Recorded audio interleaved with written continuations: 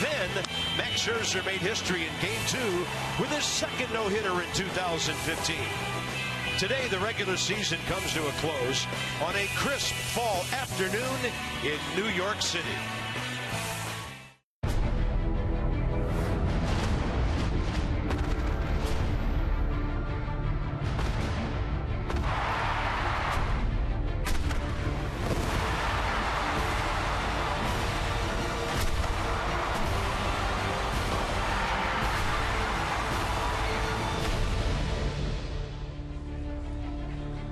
There is sunshine in New York City, and it's the last day of the regular season. The Nats and the Mets, number 162. We got some support on the road, and yeah, the Nats have been going for the last 3 days. A win in Atlanta, a double-header sweep here yesterday afternoon and last night, and the ball club playing pretty well, but it's almost impossible to go into this last game without looking back at what Max Scherzer did last night.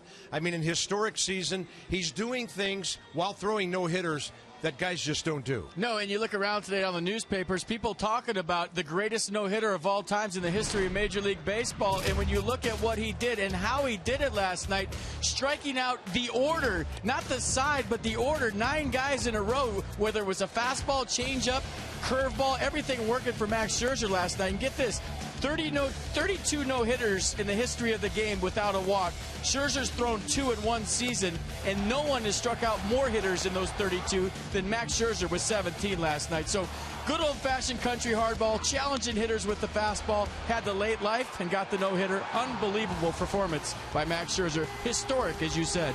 Has to be the greatest season a 14-game winner has ever had at the big league level. ERA down to 2.79.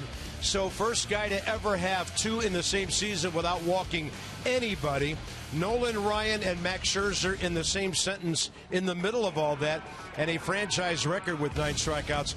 Tom Seaver once struck out 10 in a row while getting a no-hitter, and Max almost did that last night. So what a feeling for him to be able to sit around and just relax and enjoy a ball game today after an unbelievable night. And you know, I go back to Atlanta on the day after he pitched last time against the Reds on that off day. He was in the clubhouse, Carp. He came in soaking wet from his workout after that makeup game against the Reds, and I'm thinking to myself, this guy's not taking one start off. A meaningless start in New York, a game that didn't mean a whole lot to the ball club. Max Scherzer goes out there and makes history. Some other individual stuff at stake today for Bryce Harper.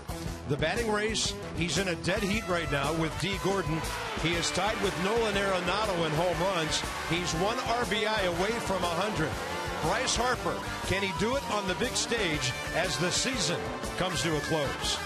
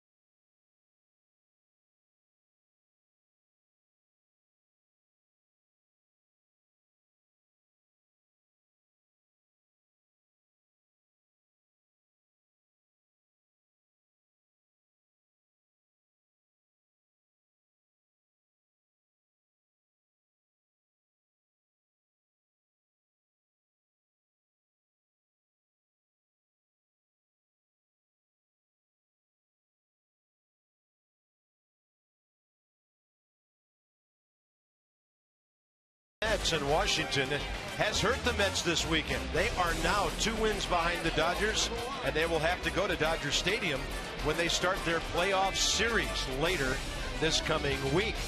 Bryce Harper doing some damage last night. Dramatic home run in Game 1 as he took one to the upper deck in right field. 1-1 ball game up to that point, and everything up for grabs. Well, it set the stage for 100 RBIs and a home run title, maybe a batting title. We'll see today. A lot of things to be decided for Bryce Harper and some numbers he really wants to accomplish. I mean, he's already leading the league in hair flips, so we know he's got that one clinched. But now he's trying to win a batting title and one more home run than Nolan Arenado. Wow, 2 1/1000ths of a point separating Harper and D. Gordon. The home runs. Arenado is in San Francisco today, and Bryce will be out there batting third in the Nats lineup. 1 for 3 with a homer, a couple of RBIs, hit by a pitch in this series. Then there's Tanner Roark, 10 career appearances, 5 starts against the Mets, 5-0 with a .352. He will go against Jacob deGrom. We're doing it for the last time this year, folks. Enjoy it. We have as well.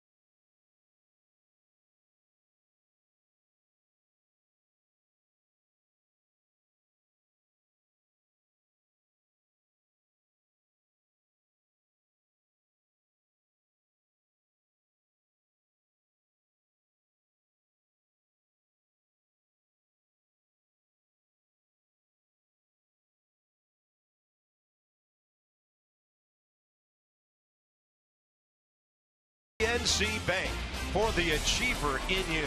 Oh, those jalapenos, though. Wow. Somebody's getting ready for a hot afternoon in New York. So the Nats and the Mets, the season series 10-8 New York. Nationals have won 5 out of 9 in this ballpark. Max Scherzer's got the shades on. Took the bus to the ballpark this morning, very relaxed. What a night for him, and what a great day to sit and watch a baseball game for all of us. It's up to 62 in New York. Humidity down, skies have cleared, absolutely gorgeous. So here's the Nats lineup with Harper third. And against Jacob deGrom, 7 for 16 career, couple of doubles, a solo home run, and that'll be quite a matchup. Not an easy guy to try to go out and win a batting championship to face. Okay, see the arsenal for Jacob deGrom. Get this stat, 10-2 with a 1.33 ERA in 17 day starts career. That's dating back to last year. That's the best in baseball. So the fastball from deGrom averaging 95 miles an hour. Slider, curveball, changeup to go with it. He will be the Game 2 starter, or the Game 1 starter, excuse me. Set the defense for the Mets behind deGrom today. Conforto, Cespedes, Granderson, the outfield. Tejada right, left side. Murphy Duda right side, and Travis d'Arnaud behind the plate. Yeah, outstanding receiver. Gets the pleasure of handling this young and very talented pitching staff. And it's kind of unusual because we don't start at this time, usually on a Sunday, but it's going to be a 3:10 first pitch. You can see the shadows from the grandstand already coming up from behind home plate, offset to the third base side. As if facing a guy like this isn't tough enough, it's going to get a little more difficult, a lot more difficult over the next hour to hour and a half here. Jim Wolf is a 17-year veteran. He's got the plate. Crew chief Jerry Davis He's over at first base.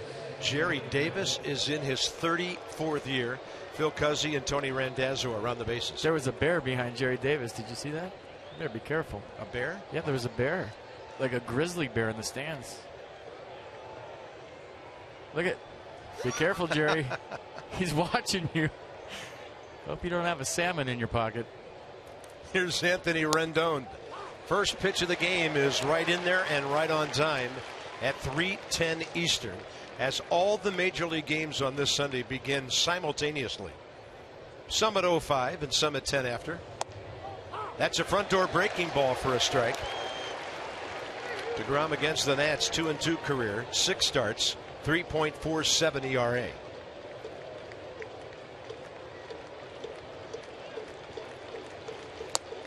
Got him swinging on a pitch outside.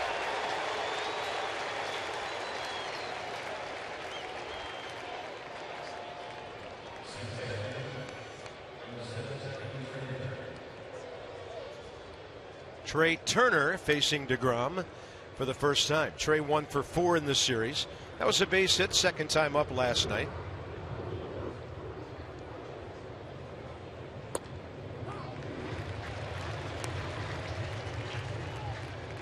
This series has been all about the strikeout.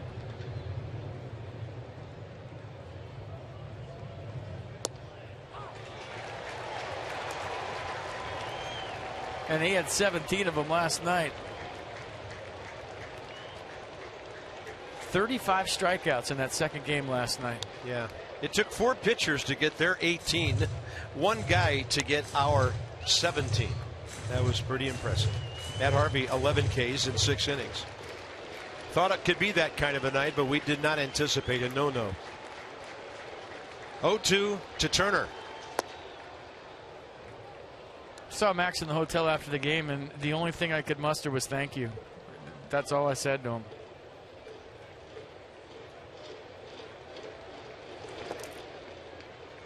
Two. Best game I've ever seen pitched, and arguably one of the best in the history of the game.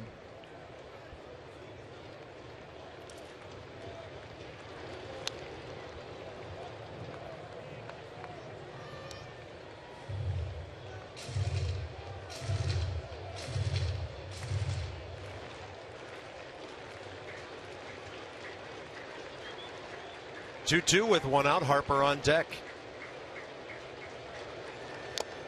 Foul tip and another strikeout. So since 1914, there have been 10 games thrown in which a pitcher's allowed 1 base runner, no walks, and no hits. Scherzer has 2 of them this year, and he was inches away from 2 perfect games in the same season. He hit Jose Tabata in the Pittsburgh game, and then a routine ground ball to Yunel Escobar last night. Short hops Clint Robinson. So that's how close Max Scherzer was to throwing 2 perfect games in the same season. And he's intense. There's no doubt about it. Yeah. It's what makes him good. So here's Bryce Harper.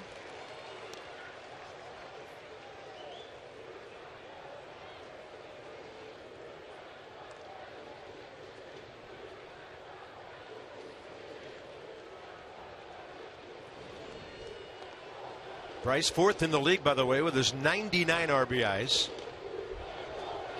Up and away. D. Gordon has a base hit in his first at bat today for the Marlins. They are at Philadelphia against David Buchanan. Off speed pitch. Nasty changeup from DeGrom. Matt Harvey had a good changeup going last night. Max Scherzer had the best changeup we've seen him have all year, but that was a dandy right there from DeGrom.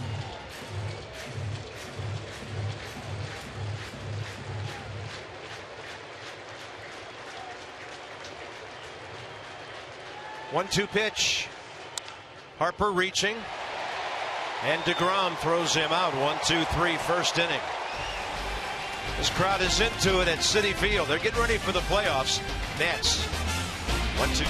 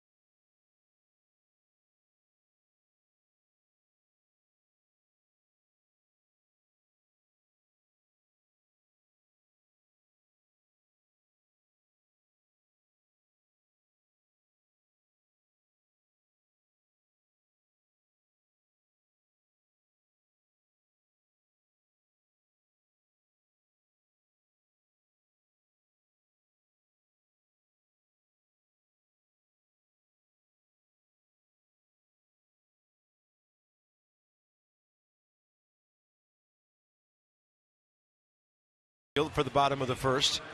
Take all the help you can get when you're on the road. The Mets are third from the bottom in batting average, in the league seventh in runs, fourth in home runs, and Yoenis Cespedes has led the way. 8 damaging hits against the Nats, a couple of home runs, 7 runs batted in.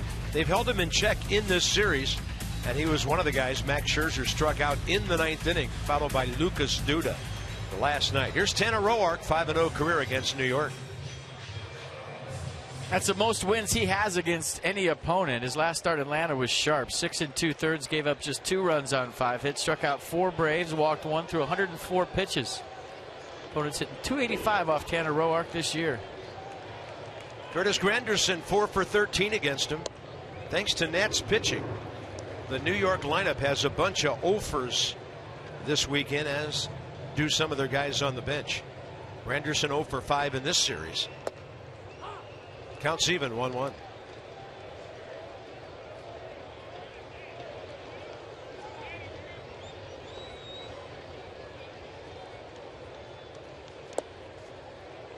Breaking ball almost got his back foot.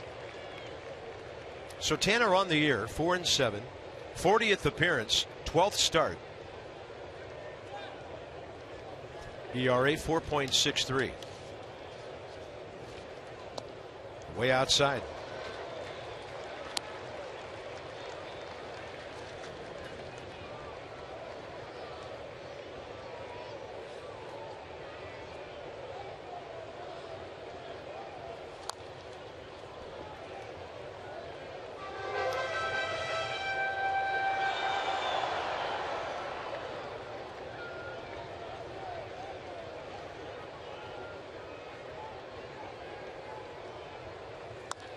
Running fastball, base hit.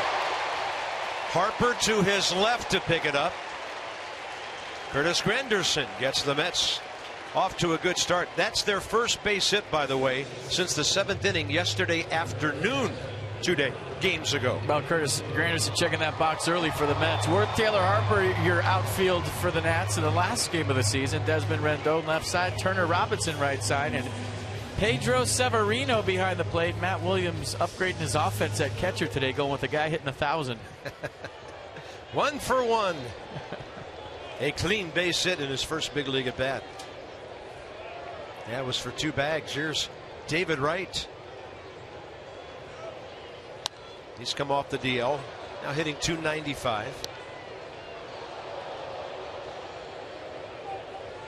Crowd's buzzing here early, huh? Yeah.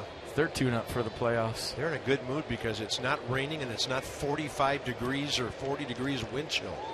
Been a miserable weekend here, but a good one baseball wise for the Nats. 0-1 to right, and that's a good heater. 93 to the outside edge.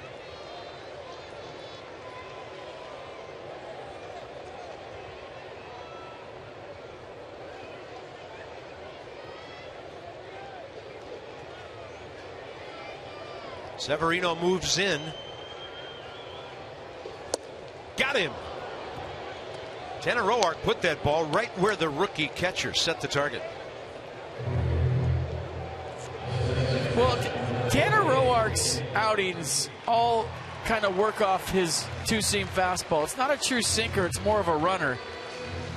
And whether he backdoors it to right-handers or front hips it to left-handers, if that pitch is moving like he wants it to, he's going to have a good outing. If it stays straight, sometimes he gets in a little bit of trouble because it's usually belt high. Daniel Murphy, 4 career hits against Roark.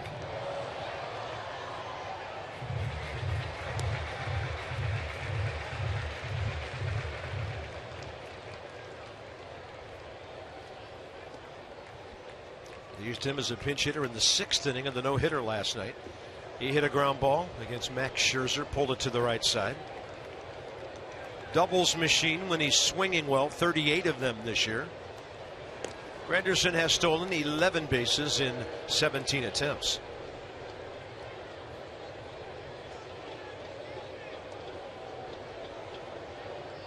And a big bat on deck.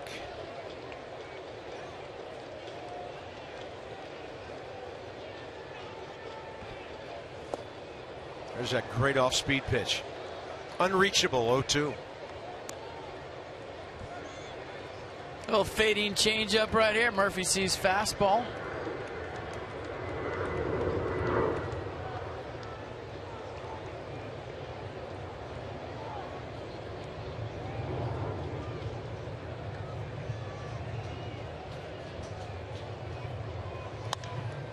And high in the air out to center.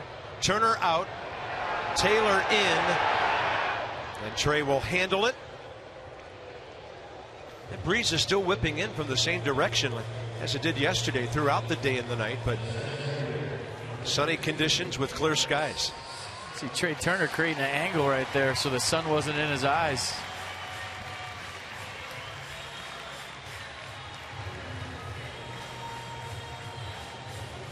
And Bryce Harper couldn't see it because the sun was in his eyes in right. I think Michael Taylor in center had trouble seeing it. Trey Turner turned his back to the play and created an angle so the sun wasn't a factor. That was a nicer play than it looked. Cespedes is hitting .286 as a Met.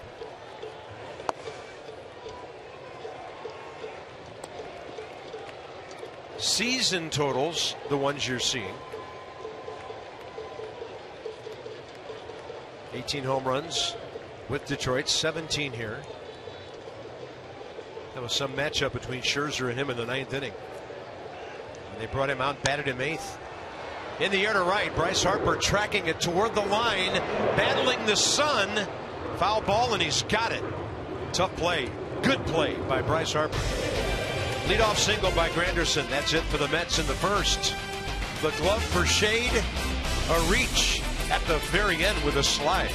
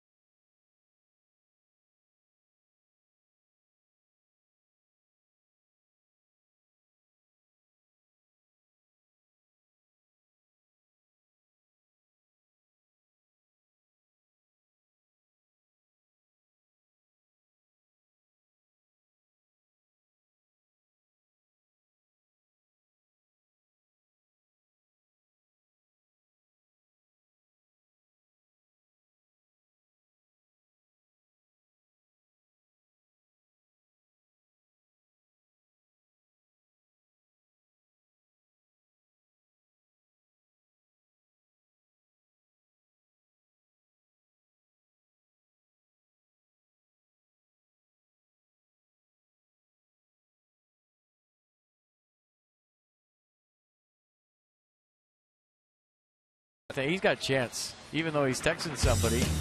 Purchase or renew your 2016 Nats Plus membership by tomorrow for your chance to swing for your seats. Hit a home run, you win your seats free for next season. Some rules and restrictions apply. This is Nationals.com/Nats Plus for more information. Beautiful day, windy day. Jason Worth for the Nats. Robinson and Desmond, top of the second. First inning, DeGrom, 14 pitches, 11 strikes.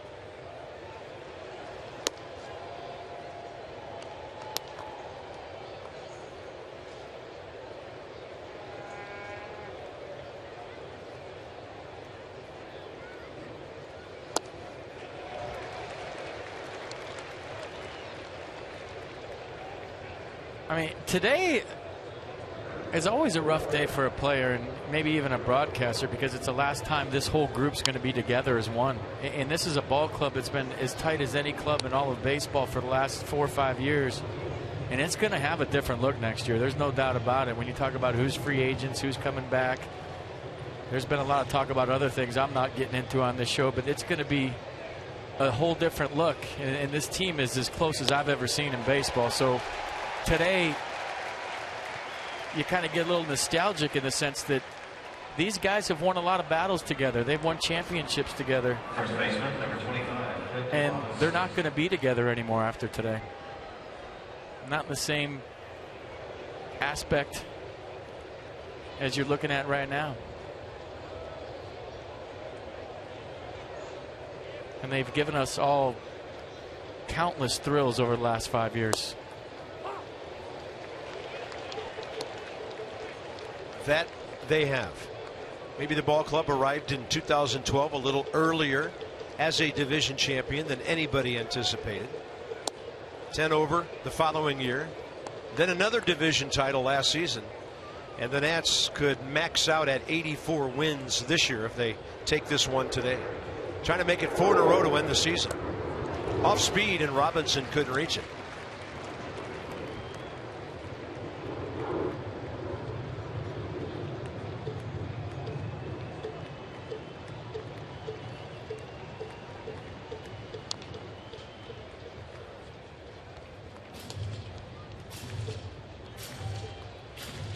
Pretty good run, right?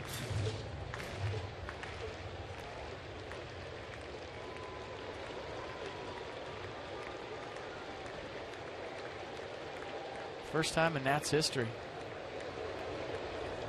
Robinson can't get to the high heat. This one's starting out a lot like last night. Harvey struck out 4 of the first 5 he's faced, or he did face, and DeGrom is doing it right here. Let's go inside some numbers with Jeep. Lowest ERA since the beginning of last year, and DeGrom on a dominant list. Dallas Keuchel could win the Cy Young in the American League this year. Arrieta could win it in this league. And he's got stiff competition from the 2 Dodgers.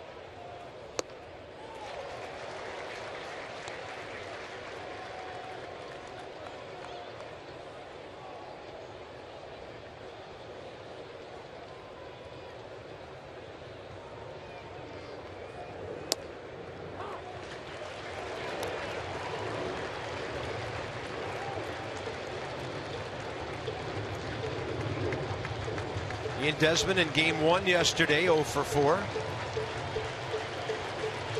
And he'll take that a little bit low, 1-2 off speed pitch. Sitting on 19 home runs.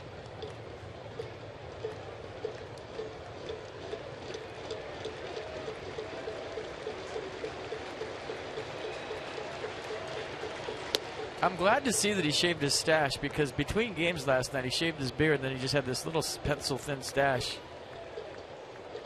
Had a couple shots in the dugout. He looked like Bobby Valentine when he got ejected. He was hiding in the bottom of the dugout.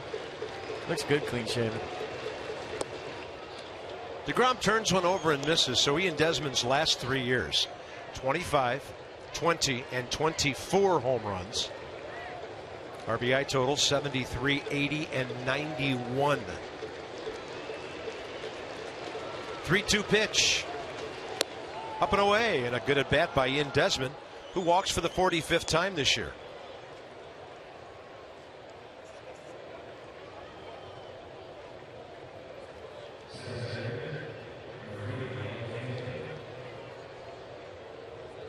Michael A. Taylor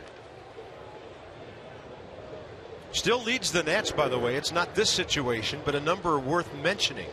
Still is the team leader with runners in scoring position this year at 317.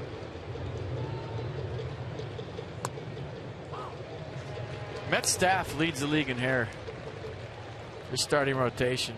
Noah Syndergaard yesterday, now Jacob DeGrom today.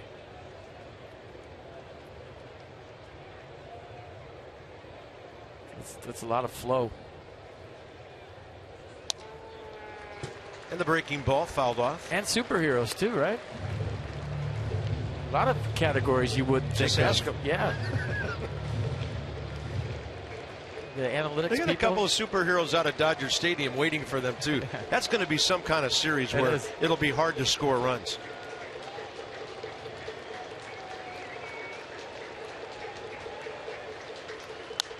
Taylor out of play. You would think that with 2 media markets like New York and LA playing each other, most of those games, if not all, will be in prime time. And if you're in LA at 4 o'clock in the afternoon, that'll be some tough hitting for both teams. in the best conditions, it'd be tough hitting for both teams.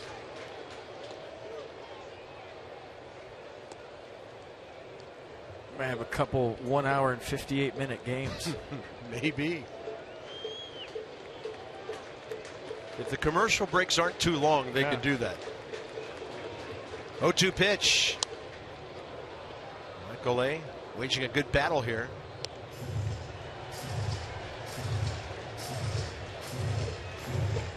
With Pedro Severino on deck.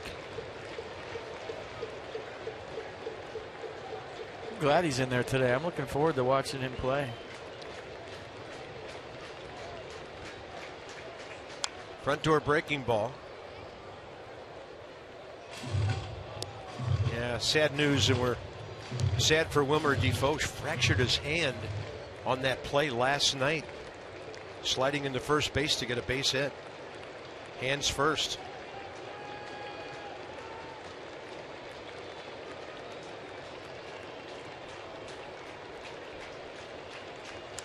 Well, you might think, okay, he's got all season to recover, or all off season to recover. Not a big deal with one game left, but that gets into your maybe some winter ball action for him, and your training. So on the outside, it looks like, oh, not a big deal. He's just missing one game, but how you prepare for the following season greatly affected by that slide last night.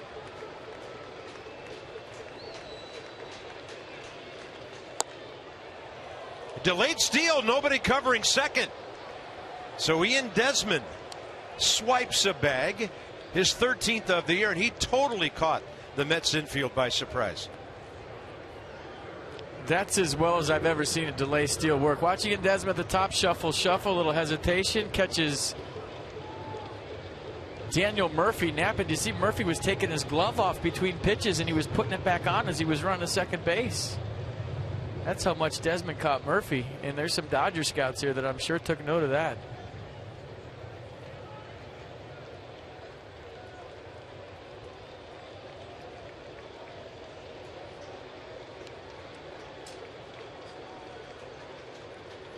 Well, he was about ready to steal third there. Meanwhile, Michael A. Taylor having a really good at bat. DeGrom never turned around, and Ian was close to being able just to trot over to third base. So he gets to scoring position with 2 outs. Here comes Murphy. It was 0-2. Bunch of foul balls. Now 3-2. See, Murphy takes his glove off between pitches, and that's exactly what he was doing. And Ian Desmond caught him napping. He had to fire that glove on and run toward the bag at the same time. So if Ian Desmond steals 7 more bases today and hits a home run, he's 20-20 again.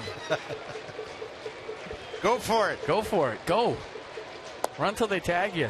Great at bat by Michael A. Taylor. Here are 2 out walks here.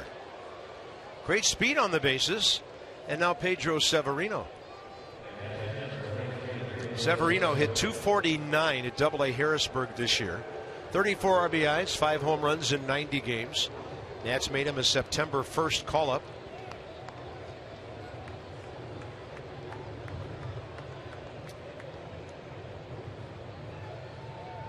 Wow, we're told that D. Gordon just homered in Philadelphia. He's 2 for 2.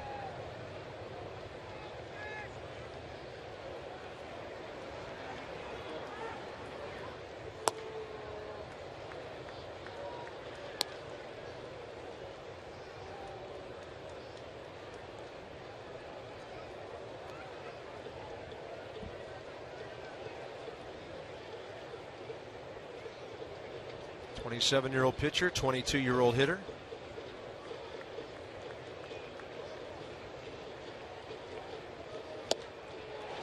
And he came up and in with 94.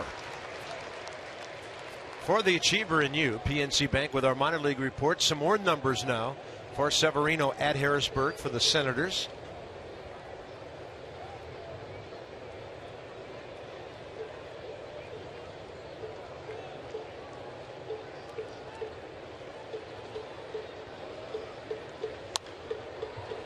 Fastball out of play. I mean, you think about Ian Desmond in 2020 for 3 straight years, 7 stolen bases shy and a home run shy. That's only really one more stolen base a month. Yeah. And he would have done it again. And it just seemed like the Nats became so stationary this year. Not a lot of green lights, not a lot of running. Ian down at the bottom of the order a lot, where, you know, if you're hitting 7th or 6th, it's hard to steal, more difficult. The pitcher coming up. A long inning for DeGrom, and he didn't miss by much right there. Mercedes-Benz will track it. That curveball looked a little low.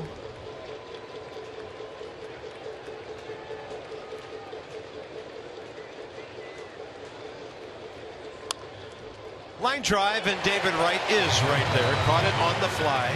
And the Nats will strand the 2 runners who walked. No score early.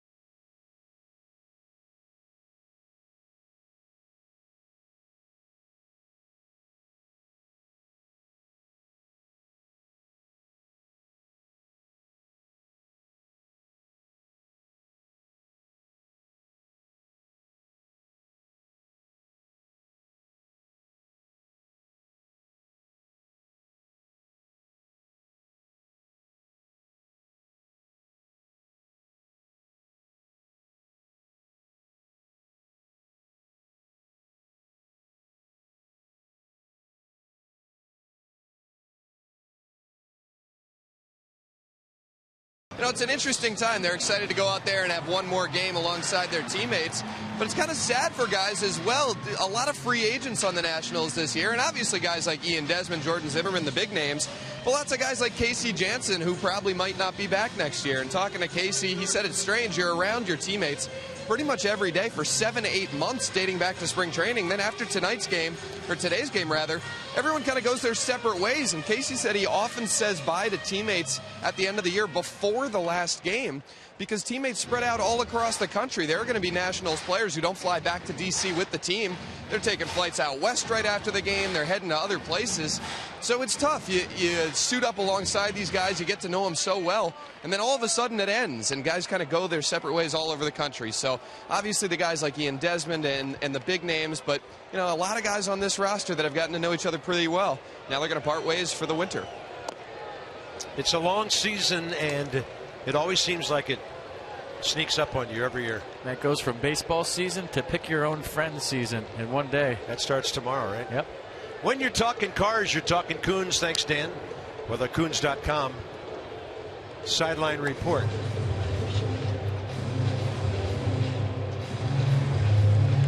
Lucas Duda, Travis d'Arnaud, and Michael Conforto for the Mets, bottom of the second.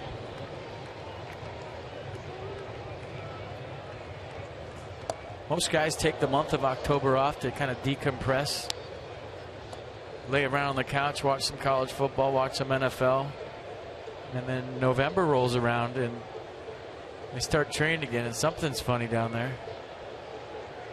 It's like Wilson Ramos and Yunel Escobar holding court.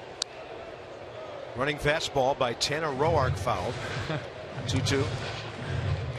Now Wilmer Defoe's got that left hand all taped up. We hate to see anybody get hurt right at the end of the season or any time, but man, he was hustling so much for that base hit last night, and he got it. Danny Espinosa started that beard like 2 days ago, by the way. Very clean shaven all year. Look at that. There's got to be some sort of record in there, too. Defoe's hit in the 3rd inning last night was the first one the Nats got on Matt Harvey. And that breaking ball did get somebody's back foot. He narrowly missed to Granderson last inning, narrowly missed to Duda a couple of pitches ago, and that one got him.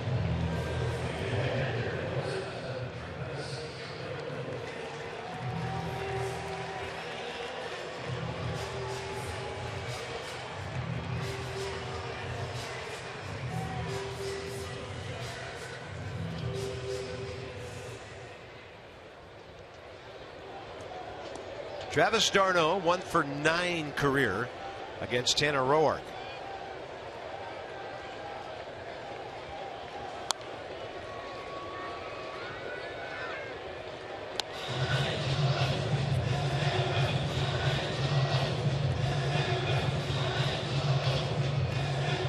Ooh, and the matchup of the speakers and the sound systems, who wins?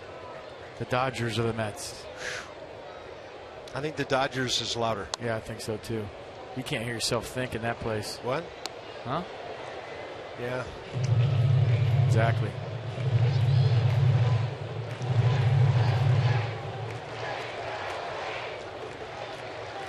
Well, we could still be at Shea Stadium. That was even louder. That was louder than this. Planes are taking off center field to right field today. d'Arnaud gets jammed. And I don't know how many different times over the years from the early 60s until they opened this place that they cabled the broadcast booths at Shea Stadium, but they never took the old ones out. We had enough cable to reach from here to DC in our TV booth. It was amazing. Plus there was a concussion waiting to happen every time you stood up. 1 ball and 2 strikes. I was a big fan of the rats the size of cats in the third base dugout.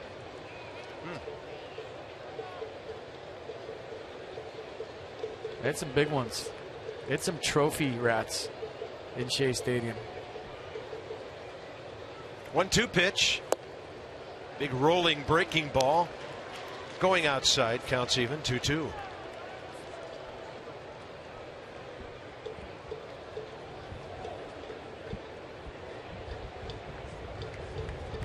Now the Mets back in the playoffs for the first time as division champions in 9 years.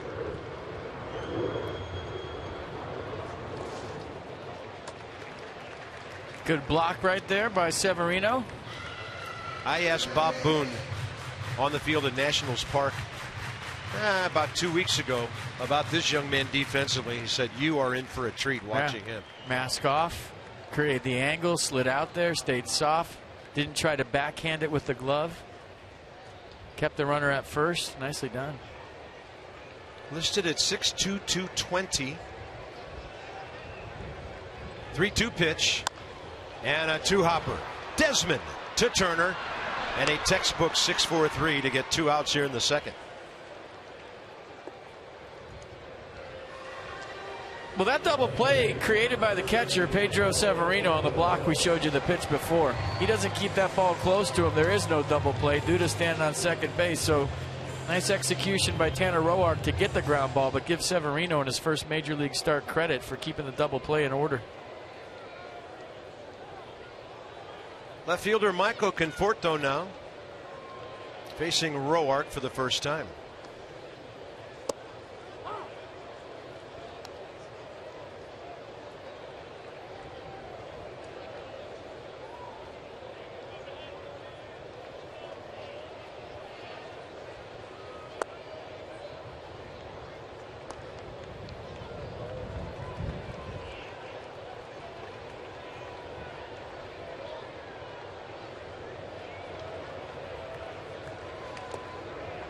And the curveball missing.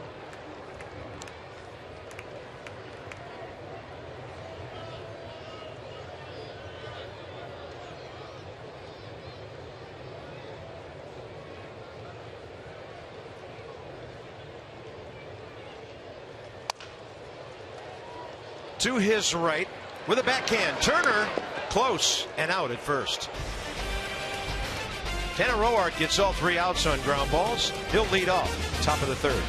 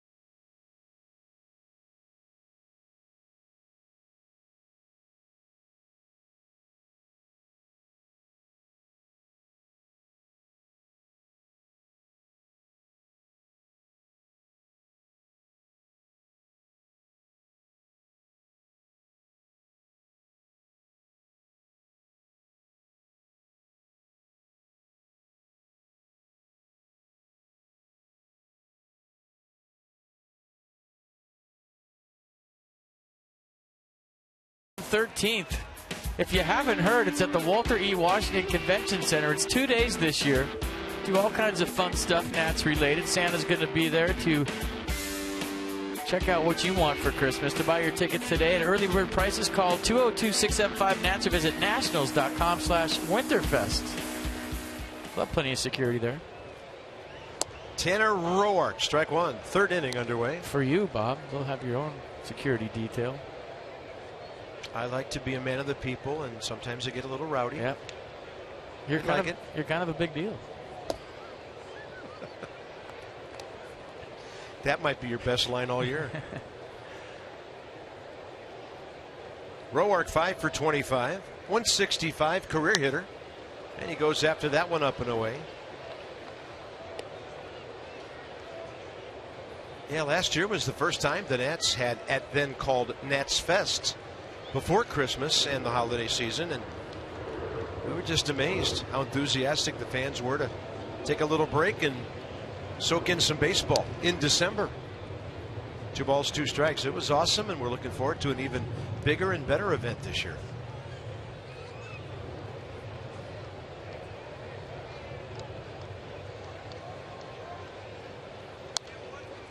Roark getting in his cuts.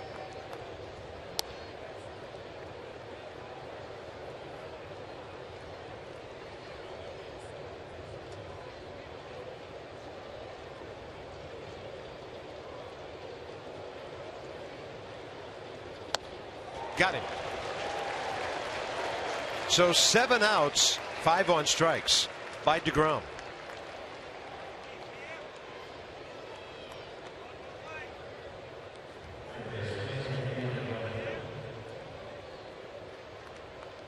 He struck out Rendon to start his day. First time through the order, the Nats go 0 for 7 with 2 walks.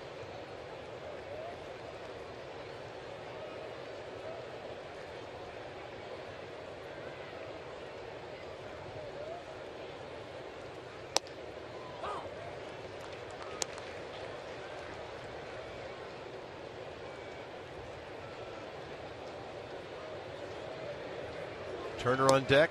You saw Bryce in the hole. This is big. Bryce needs some base runners to drive in 100. So while we're all waiting for Bryce Harper to hit to see what he does, hopefully he gets some guys out in front of him. Darno wanted that pitch upstairs. That's where DeGrom delivered.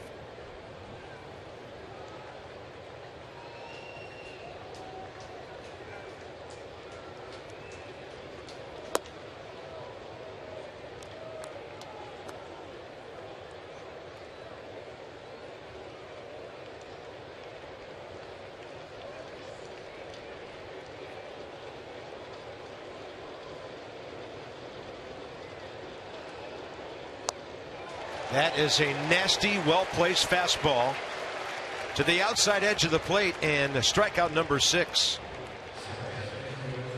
DeGrom locked in, and you just see where Darno's setting up, his head staying perfectly still, kind of driving it right toward the target.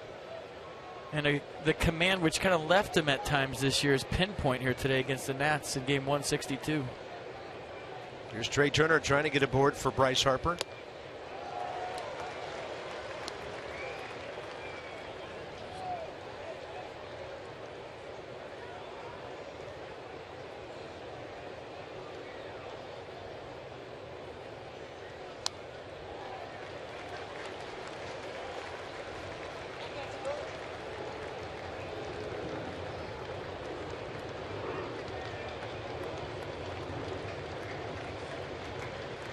Two with 2 outs.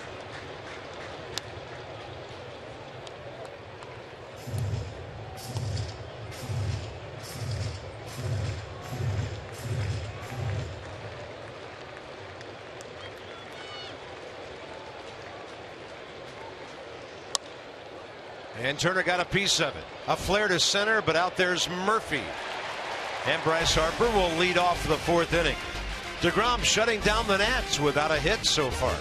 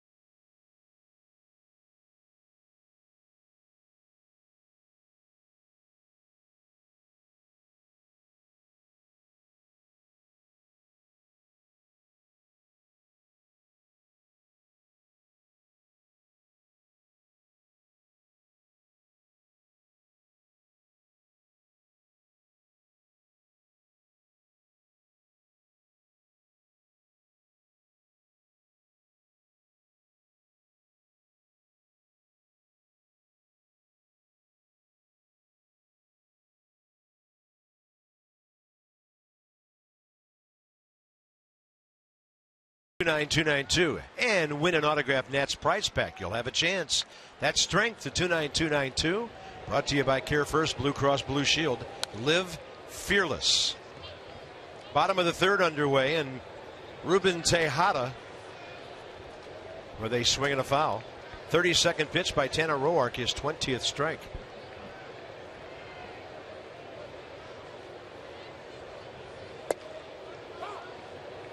Fastball runs back in. 0-2.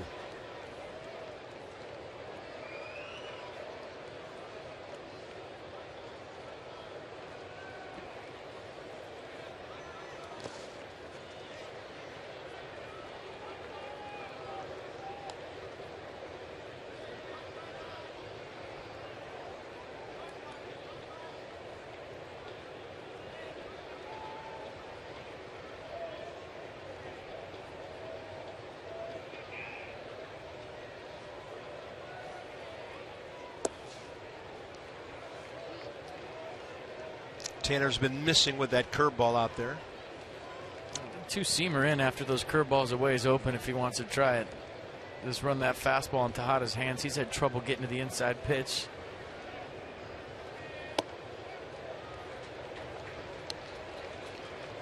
Full count.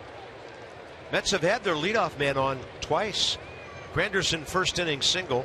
Duda second inning hit by a pitch.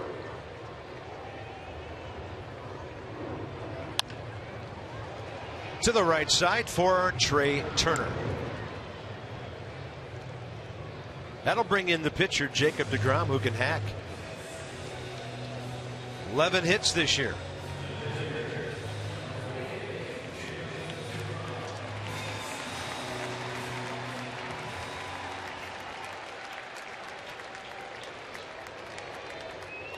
Pretty good hitting pitchers in that NLDS too. Kershaw and Greinke can rake. I think the Mets staff has the best hitters of all the pitchers in baseball.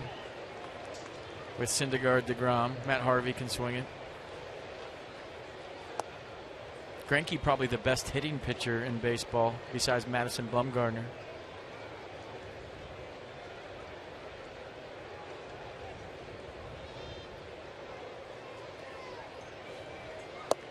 Well, no matter what happens in those first 2 games out in LA, I will be tuned in to see what kind of raucous atmosphere this place will feature. I'm just going to keep up with the Kardashians. I'm not really concerned. Okay, well, that's your reality TV, and this is mine. I think baseball is the ultimate long-running reality TV show, by the way. I'll be watching every inning. This has more twists and turns than any writer or producer could ever think of. You're absolutely correct. In the air to left, and Jason Worth somewhere in the shadows. 2 outs.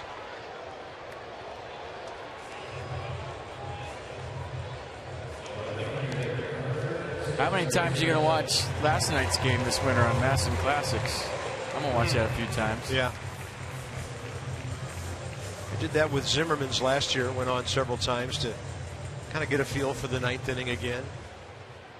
I think I watched it a couple of times, then didn't for several months, and then right before spring training, just to get back in the mood for baseball. I mean, you didn't have to watch it every day because your cell phone ringer all winter was, he caught it, he caught it. A no-hitter for Jordan Zimmerman. Every time your phone rang, that's what I heard. I don't do that.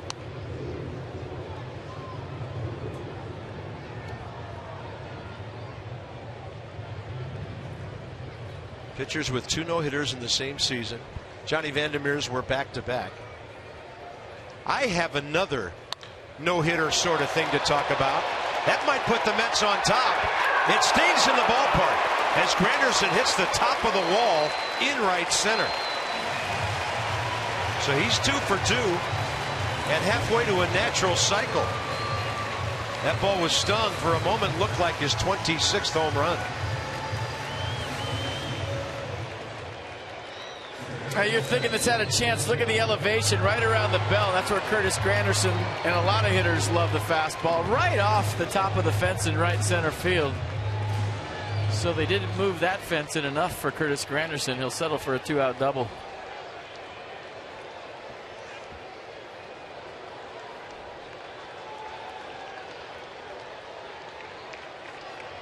David Wright struck out first time.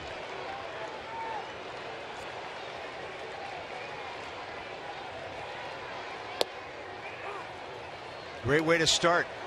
Breaking ball to the outside edge. David Wright, 2 for 7 career against Tanner Roark. Got to keep the fastball close to right, meaning inside. Likes to get extended, likes to go the other way.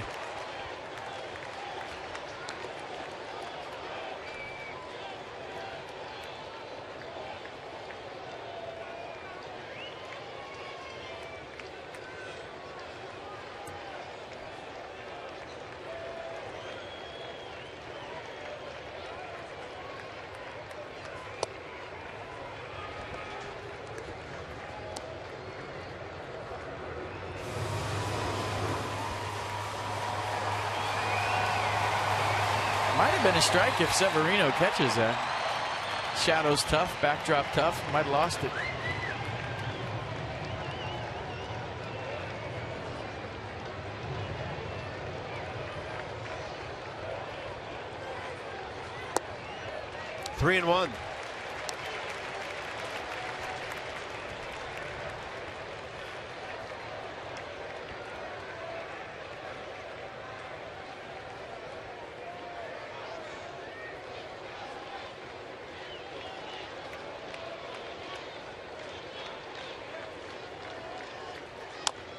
Chopper. Severino grabs it fair, wheels and fires. Outstanding play by the rookie catcher. Wow.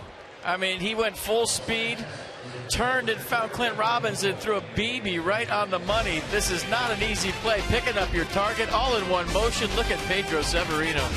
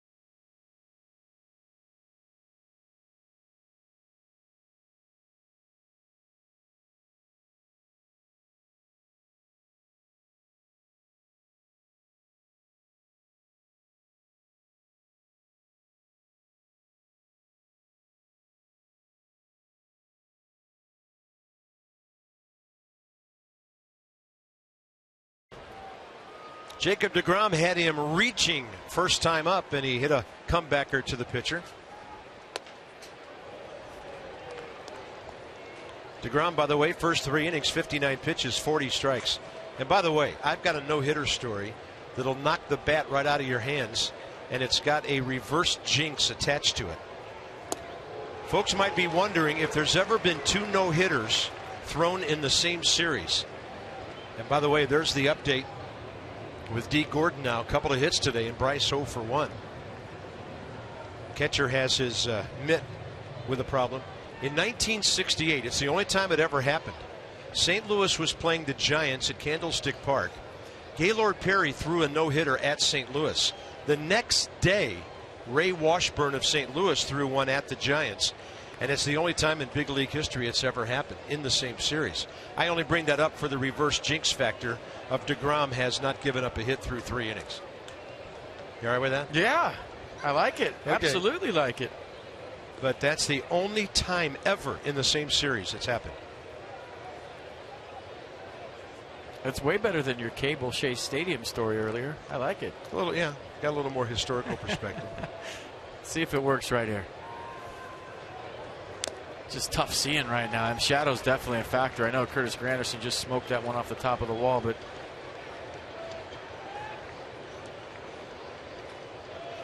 Bartolo Colon.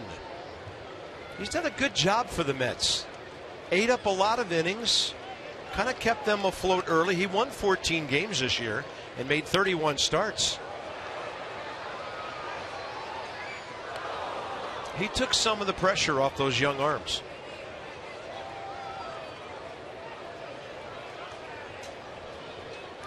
So with deGrom pitching and a guy warming up in the bullpen, what would they do if he had a no-hitter going? And Bryce Harper doesn't get a hit only because they're playing him right up the middle with Tejada. First out, 4th inning. well, Bryce Harper's going to do this. He's going to have to do it the hard way. 0 for 2, but he hit that ball square on the barrel right up the middle. But when you get to the 19th game of the season against an opponent in your division, they know exactly where to stand. And Ruben Tejada right up the middle. Taking a hit away from Bryce Harper, now 0 for 2.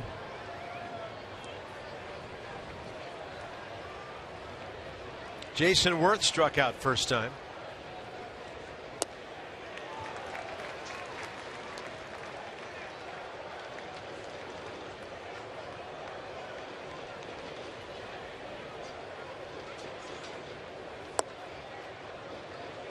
And Bryce Harper wins a batting title. It's going to be like hitting on a 16 versus a face guard. He's got to get a 5. Doing it the hard way.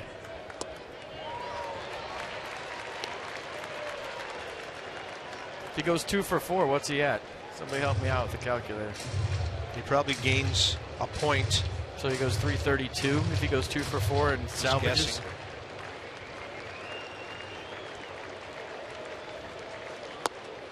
Worth takes one low and away. The reason I ask is because I have no shot about figuring that out.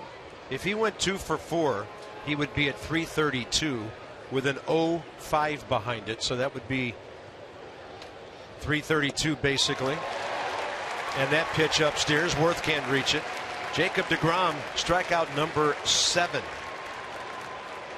Clint Robinson next for the Nats. Interesting subplot in this game. See what D. Gordon's up to.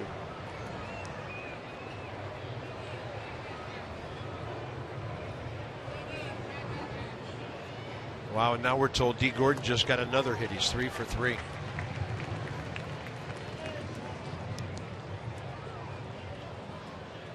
So he's at 334.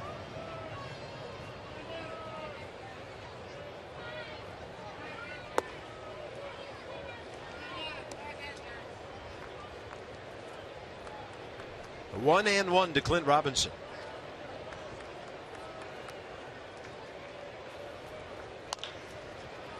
To the right side for Duda. To the pitcher. And deGrom, no hits given up through 4. But how long is he pitching today?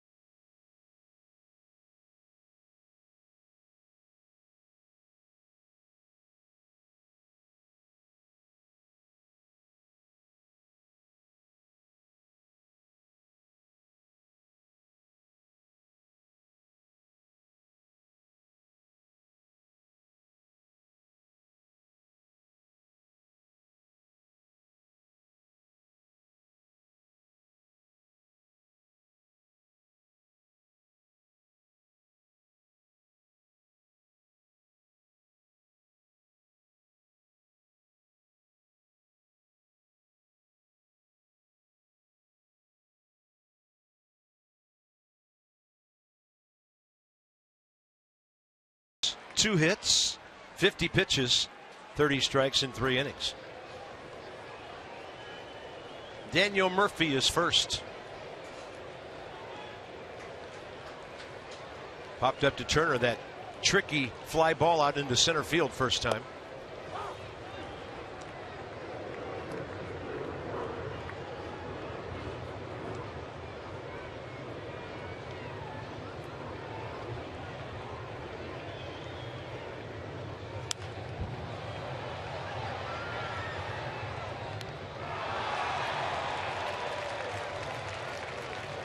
So it was a good day for the Beltway versus the Big Apple yesterday, 4-0.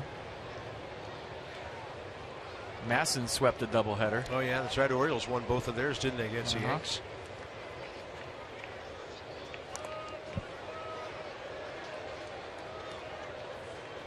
A lot of baseball on TV yesterday. Yeah.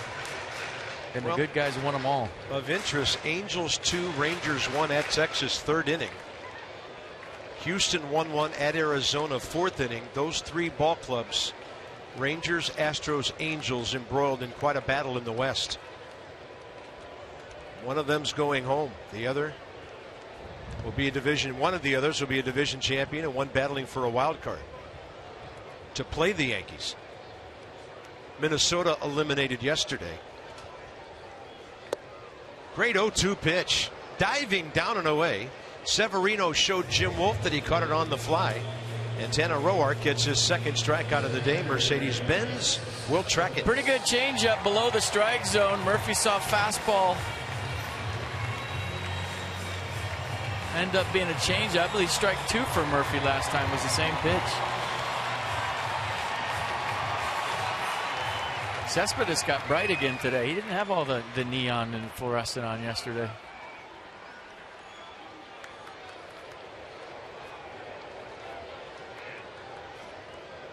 And some neon right across the infield there. The opening at the top of the grandstand underneath the roof, extending from the Mets dugout all the way out to left center. Sun coming straight in over the third base side into Bryce Harper's eyes.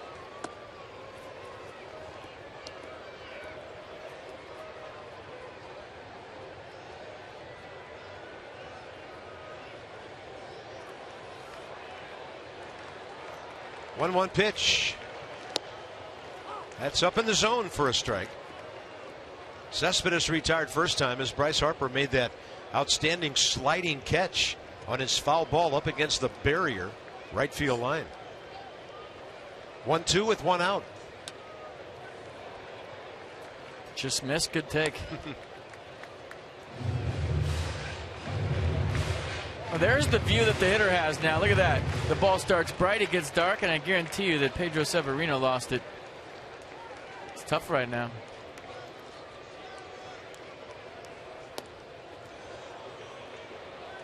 Jerry Davis says no swing on the appeal. If I'm Terry Collins, I'm a little bit concerned about my offense going into the playoffs. No hit yesterday, 2 hits here today. You know, when you're going so good as a ball club offensively, you're wondering, is there a slump in the near future, because their offense has been on fire. Yeah. Breaking ball hit well to right. Harper after it, and it's off the wall.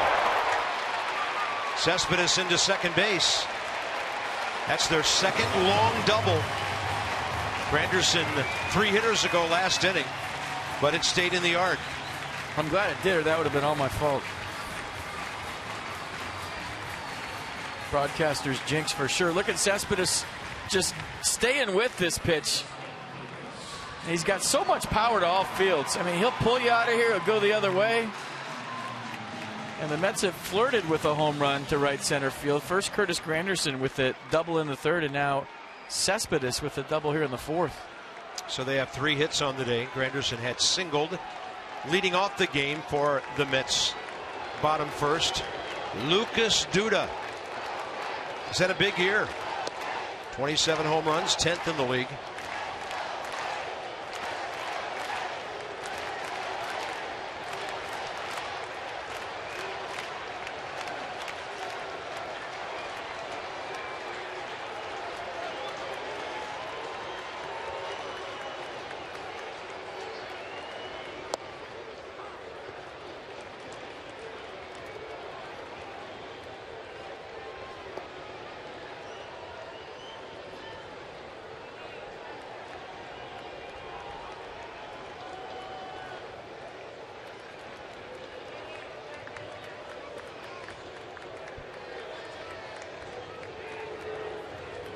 Roark taking a long time here. He's ready. Duda waiting. There's that breaking ball that got Duda in the back foot last time up. He doesn't have to give in here, Lucas Duda, with the base open. Maybe set up the double play with Travis d'Arnaud on deck. get the right-on-right matchup. We'll see what Roark decides to do here with 1 out in the 4th.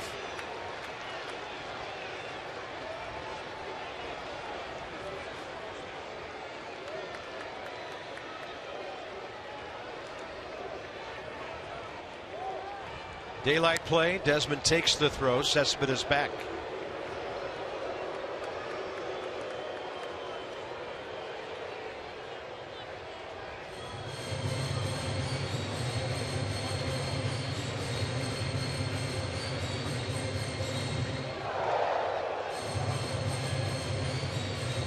A trip by Severino. He wants to find out what his pitcher wants to do here with first base open. You feeling the right-on-right matchup, or do you want to go after this guy? Darno, on-deck hitter, bounced into that double play first time up.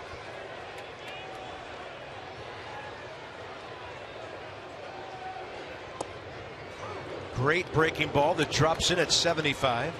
Counts even, 2-2.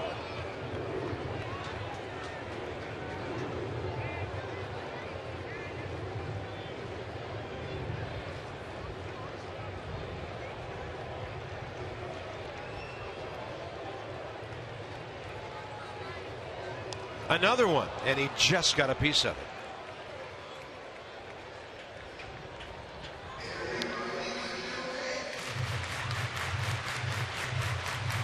More breaking balls here because of the shadows. I know you always talk about how tough it is to pick up the seams. Probably.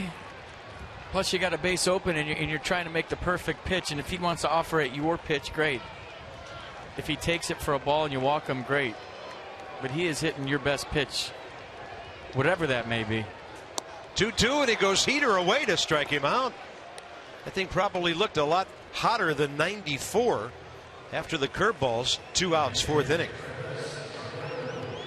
I just watched the run on it. It started a strike, and by the time Duda saw the ball in the zone, it just ran away, and that gives you a good idea of what he's looking at.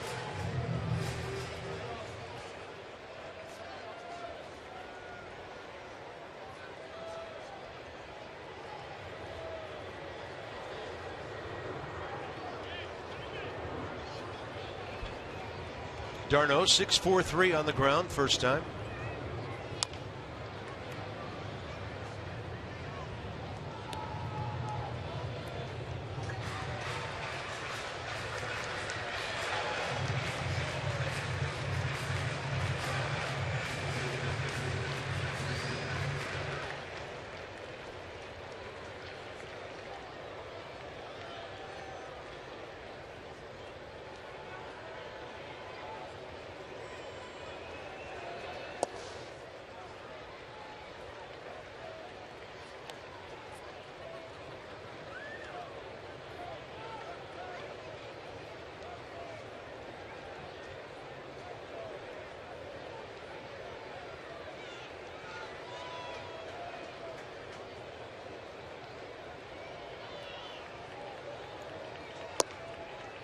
Two and one.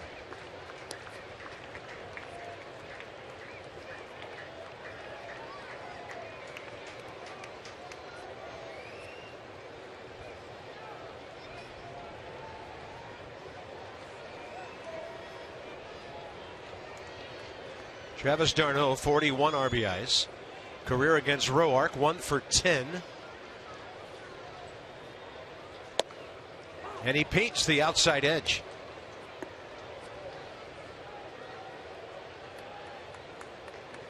Just the run back fastball. It's the one you can't give up on if you're a right-handed hitter. And Tanner Roark's and executing it nicely here.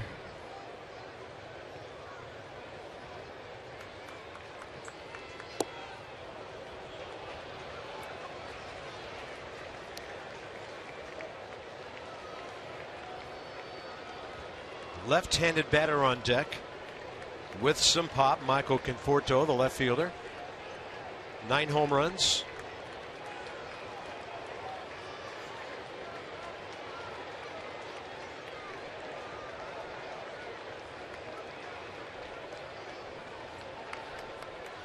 Three-two, missed. 2 on, 2 out. Tanner Roark, first walk of the day.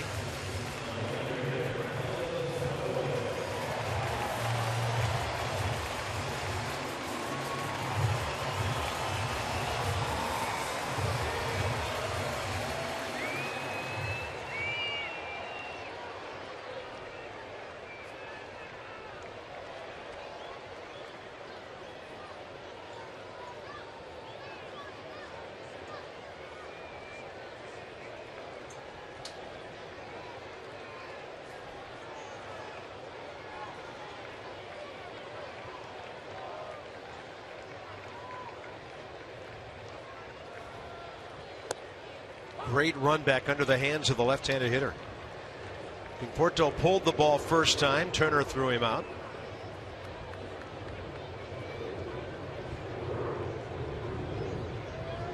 Second base Cespedes, first base d'Arnaud. Bottom four, no score. Mets have out hit the Nats 3-0. There's that big hook that he has thrown to righties, lefties all day here. Well, off of that curveball and the two-seamer for strike one, if he wants to front hip that fastball here and can execute an 0-2 count, he might get a broken bat dribbler to first or strike three looking.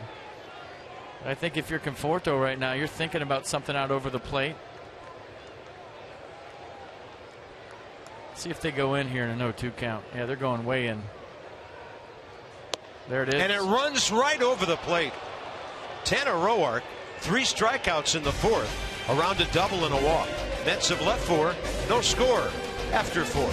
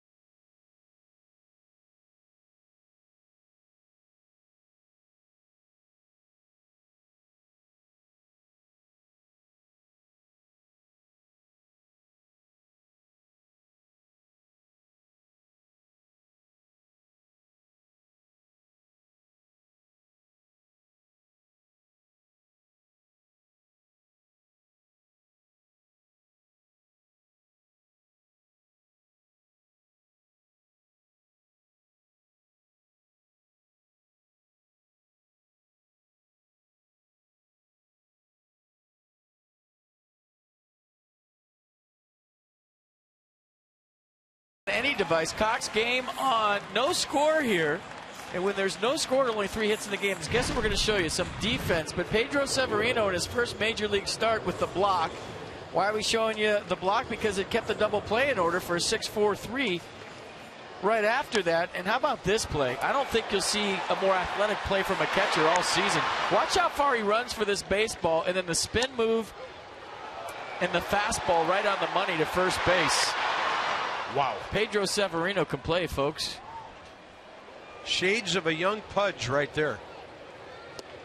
Here's Bartolo Colon.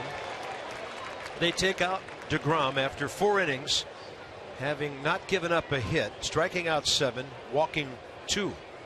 A good chance you're going to get a fastball at 85%, but it's not the same fastball. He'll cut it, he'll sink it, he'll throw it 4 seams. He'll just move it all over the place in the 32nd appearance for Colon this year. Opponent's hitting 283. 25 home runs against. So last night, Harvey threw 91 pitches, but as FP mentioned, he's not pitching till game 3 of the division series against the Dodgers. DeGrom is going to be in there early in that series, so they stopped him at 72 pitches today. And evidently time had been given, and Ian Desmond was out of the box. No pitch. A little no-hit tune-up for Jacob DeGrom. I think Severino had the hardest hit ball. Line drive to third. Ian Desmond called out on strikes. Jim Wolf thought about it for a moment. and then punched him out. Yeah, I think this ball might have been outside. Didn't quite have the run back that you thought it would. Actually cut away. You saw Desmond's reaction, and it was justified. That was a ball. Taylor next.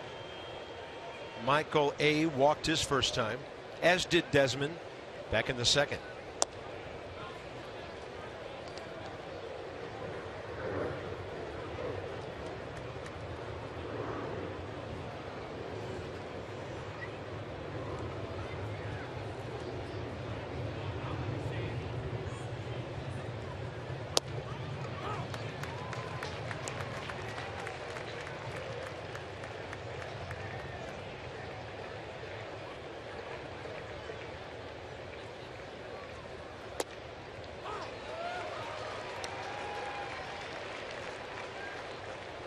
That's where Cologne likes to start that fastball away and run it back, a lot like Tanner Roark.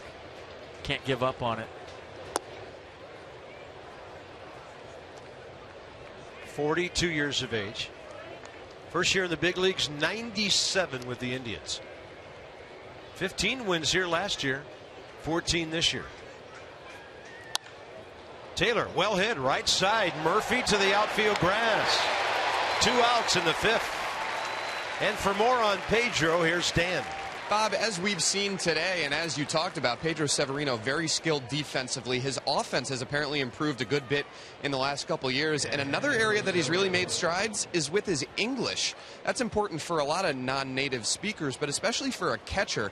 And Severino's gotten a lot better at kind of understanding the ins and outs of the English language, so he can go out and have a talk with Tanner Roark on the mound during an inning. They can get on the same page. You talk with Wilmer Defoe, other guys who've known Severino well. They say his English has really gotten a lot better in the last couple of years. I'm pretty sure that in the minor league system they're required to go to English classes. So that's one way to improve, and just goes to show you how much they care. Good point about being able to communicate with your pitcher when you go out to the mound. It's essential at this level. Yep.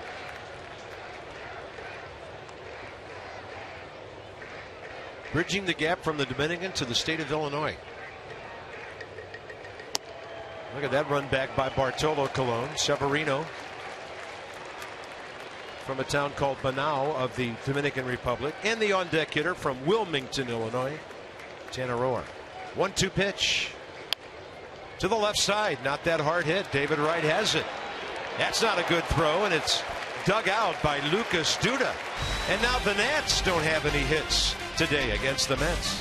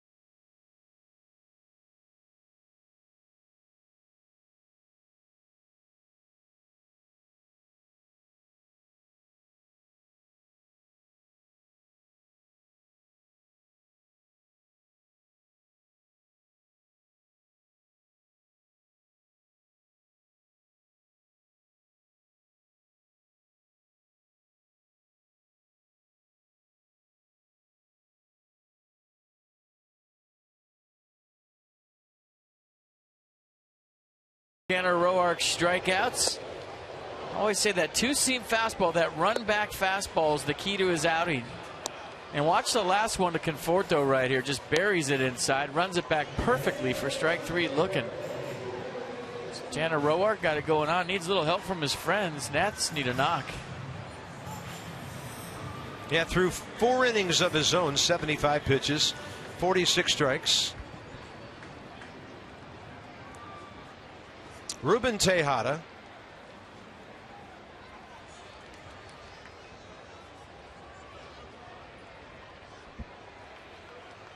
And then a rookie catcher on deck, so 1 inning for Bartolo Colon there.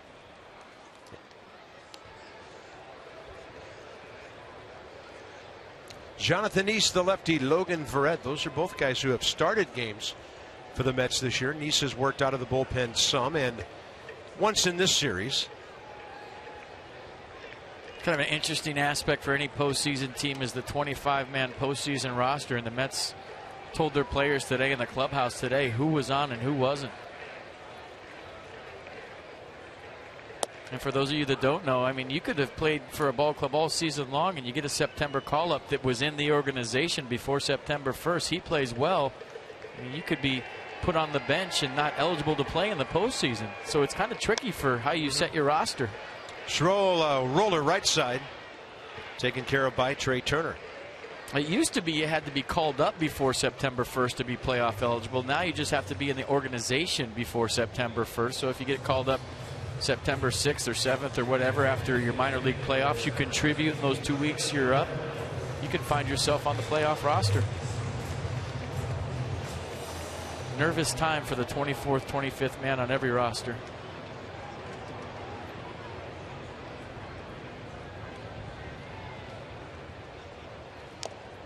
'29-year-old catcher Johnny Monell, 8 at-bats with the Giants a couple of years ago.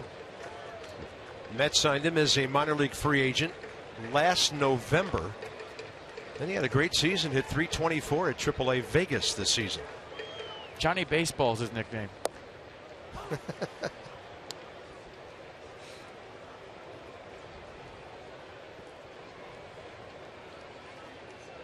He was originally drafted by the Mets in the 49th round back in '06.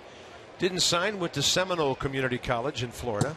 Just missed high. That is way up there. And Jim Wolf was really ducking the home plate umpire. A couple of these have happened today. I don't know if Severino's seeing them or not. He just couldn't get out of his crouch.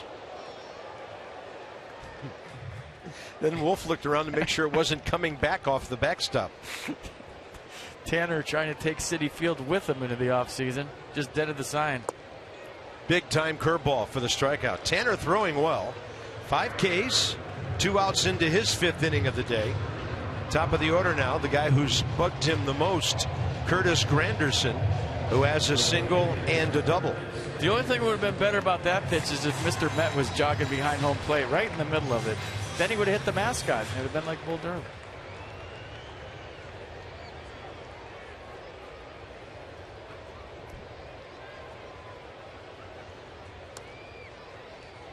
Pretty good pitch right there.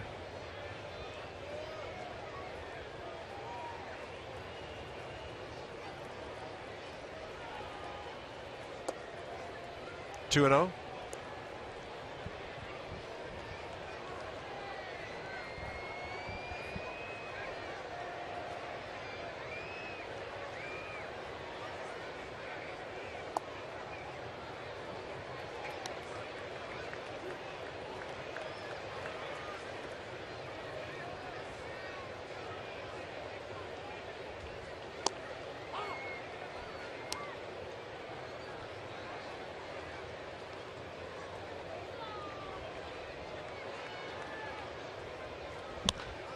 Granderson to left center.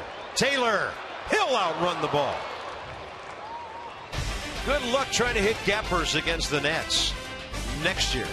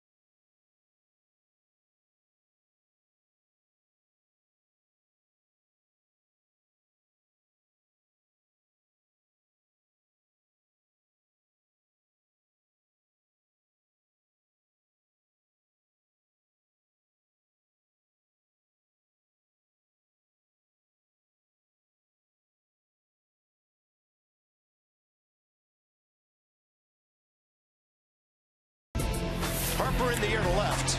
It's carrying. See you later into the bullpen. And Harper to right field. See you upper deck. Swinging a long drive. Deep right field. Way back. Upper deck. And gone. Goodbye. Another mammoth shot for Bryce Harper. Harper to right center. See you later. 6 homers in 3 games. Unbelievable. A game winner.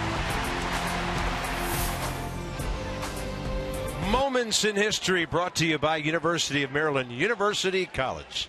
Thank you, Bryce, for an amazing year. Logan Verrett, originally with Baltimore, then with Texas, and now with the Mets. Nats are possibly going to have the MVP of the National League and a guy that threw 2 no-hitters. Almost 2 perfect games, excuse me.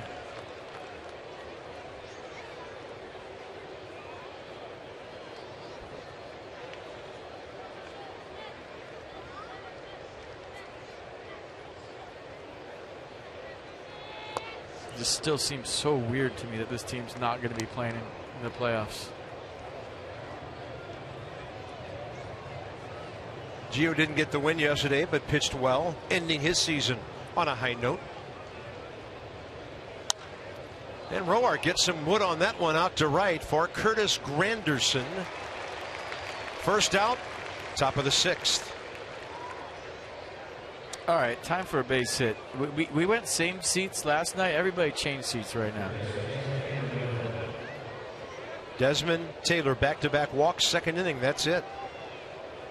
Wherever you're at, get up, stretch out a little bit, move around, different seat, change it up. Cut your nails. Rally nail cutter guy. Here we go.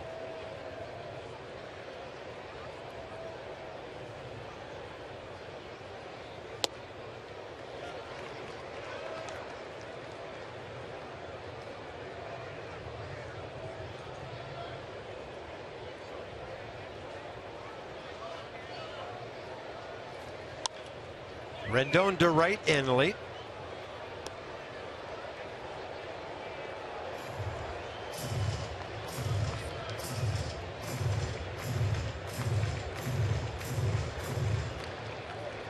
Nationals sing Logan Verrett for the first time. 0-2. That's right on the edge. Jim Wolf's been calling it all day, and Rendon has struck out 3 times, and he's not happy. I think he might be a little upset about how long it took Jim Wolf to make that call. Thought about it, then ripped the pages on Anthony Rendon. Turner 0 for 2 with a strikeout and a pop-up.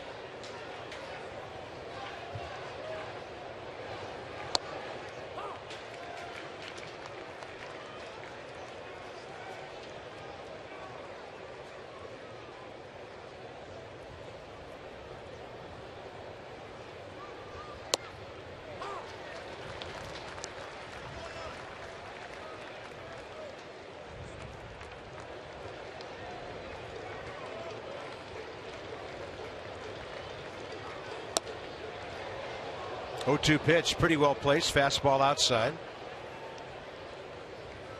I think d'Arnaud's every bit as good as Jose Lobaton at framing pitches. He's one of the best in the business.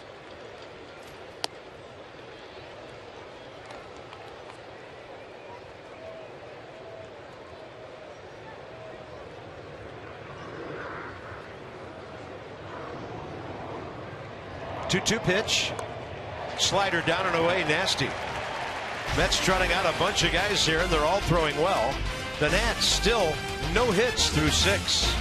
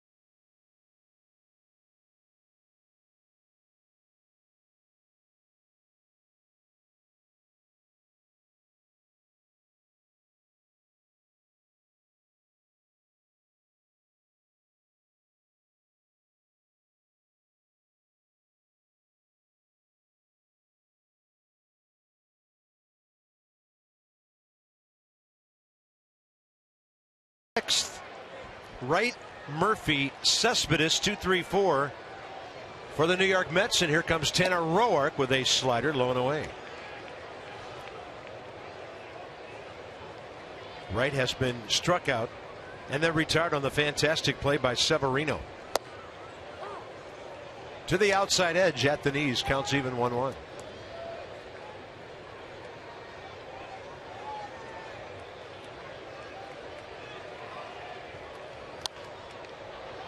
Worthy to note a couple of scores in the National League today. The Pirates are a game up on the Cubs for home field in their wild card game, and they're both ahead in their ball games right now. The Mets box score has Granderson doing the damage, Cespedes a double.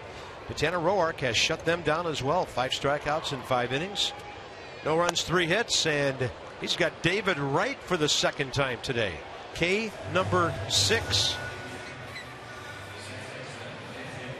Can't hit what you can't see, and that's why it's game 0-0 with 3 hits. And this is the part that always frustrates me about the playoffs. You bust your tail to get to the postseason, and then you have these weird start times where you have the best pitchers in baseball in the worst conditions to hit, and it just... Yeah, it's not fair. It's the worst. Hitters can only hope for cloudy days if they have a 4 o'clock start. Can you tell that's coming from a former position player?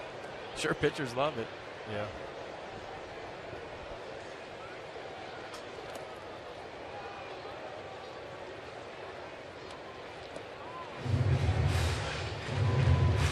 TV calls the shots.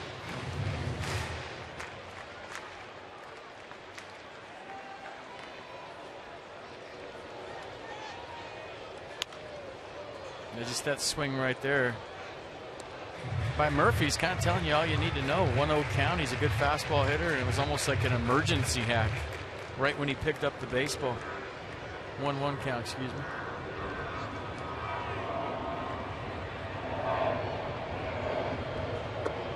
Curveball a little bit low.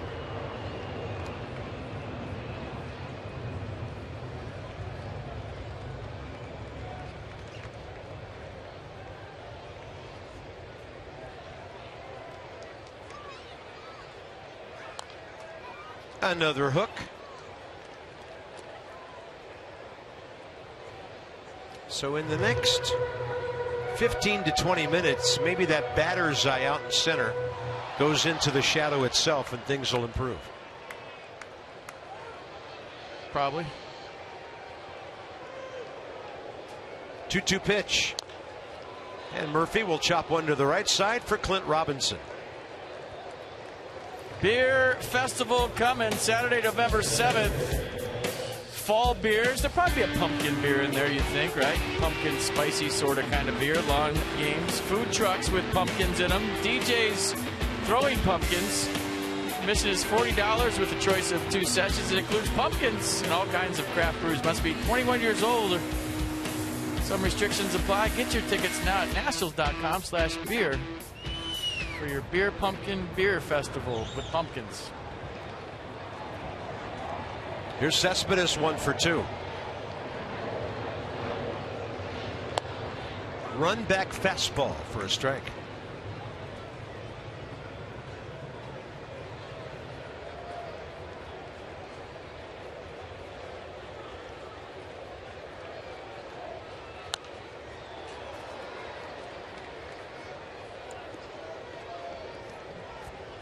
I'm saying that the top half of the 7th is when you're going to start seeing it. It's getting close to being able to see the baseball time. Okay.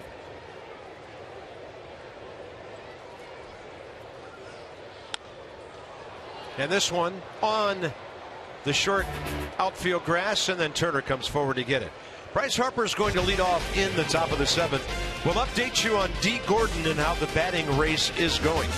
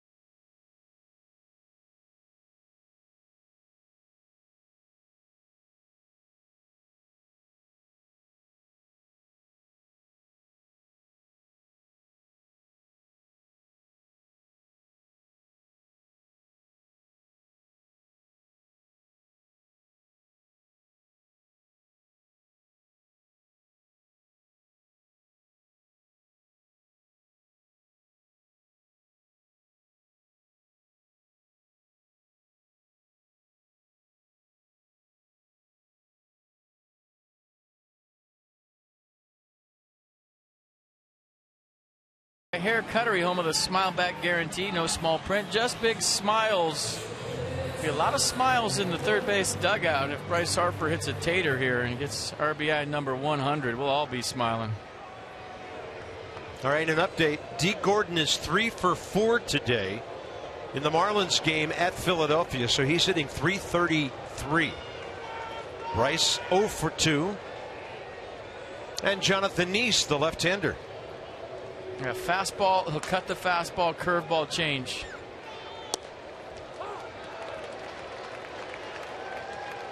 Bryce Harper 3 for 15 career against Neese. Lefty's hitting .302 against Neese.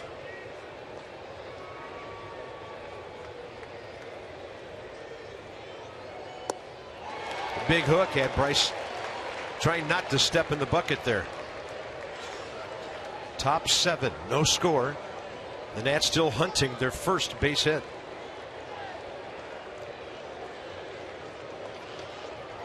Yep, we agree.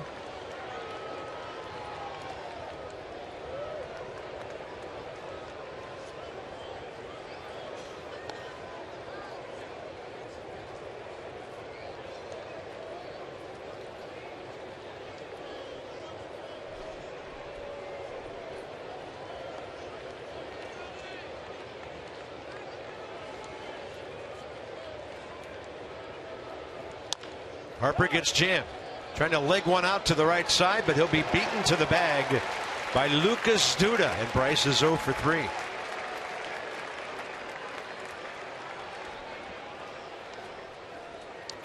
If you play fantasy baseball, MLB.tv serves up real-time highlights and pitch tracking info on your out-of-market fantasy players live or on demand on over 400 devices. Get MLB.tv today.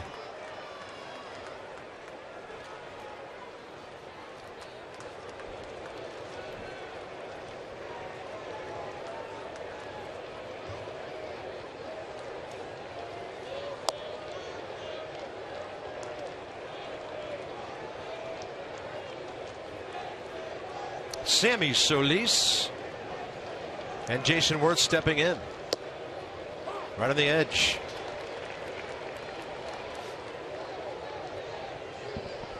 Worth against Neese, pretty good success. 11 for 35 career. Couple of walks, 3 RBIs.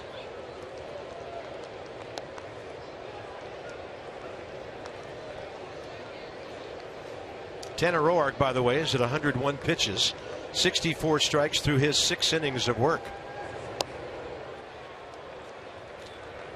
And when you look at everything all rolled together today, probably Tanner's best start of the year. He went 7 at Tampa Bay, gave up 1 run on 6 hits. He had a huge lead to work with in that game. Today, with things being real tight, he was fantastic. That swing back fastball going. It's trademark pitch. Payoff pitch to Worth with 1 out. And taken by Duda.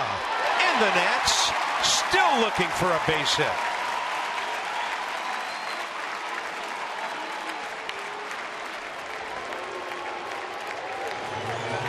The dreaded Thundersticks ready for the playoffs. Well, nice play by Lucas Duda. You see him shading toward the hole. Step and a half, a dive, perfect feed to Neese. So the closest the Nats have come to a hit yet was not to be. Lucas Duda with a nice play. Glenn Robinson will face Jonathan Neese for the first time right here. Top 7, no score. 0-3-0 Mets. 0-0-0 Nats.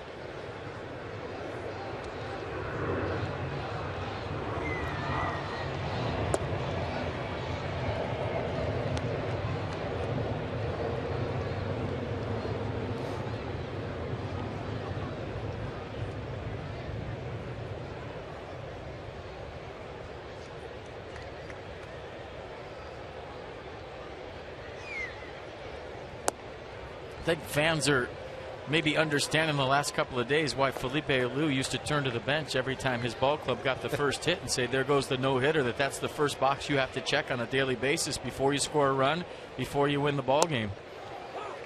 And it was a superstitious thing for him, and that's why I say it every night as a tribute to one of the greatest individuals I know and one of the biggest influences in my life.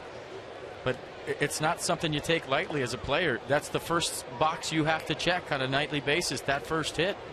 We didn't see one last night from the Mets. We haven't seen one so far here this afternoon for the Nationals. So in case you didn't know why I say it, now you do. Hard hit up the middle and boom off of Tejada. Well, the way that thing ricocheted, I don't know if it got Tejada on a bone on his knee. And it looks like the Nats have their first base hit of the day. Man, that was scorched. And? Boy, you give up a hit and you're out of the game. And? Go ahead. There goes the no-hitter. Clint Robinson style for the last time in the 2015 season. I got to say it. I was getting nervous, but Clint Robinson picks everybody up with a 5-hole line drive that gets up the middle for the first hit of the day for the Nationals. There goes the no-hitter. Look out. Here comes the offense. The Nats have a man on.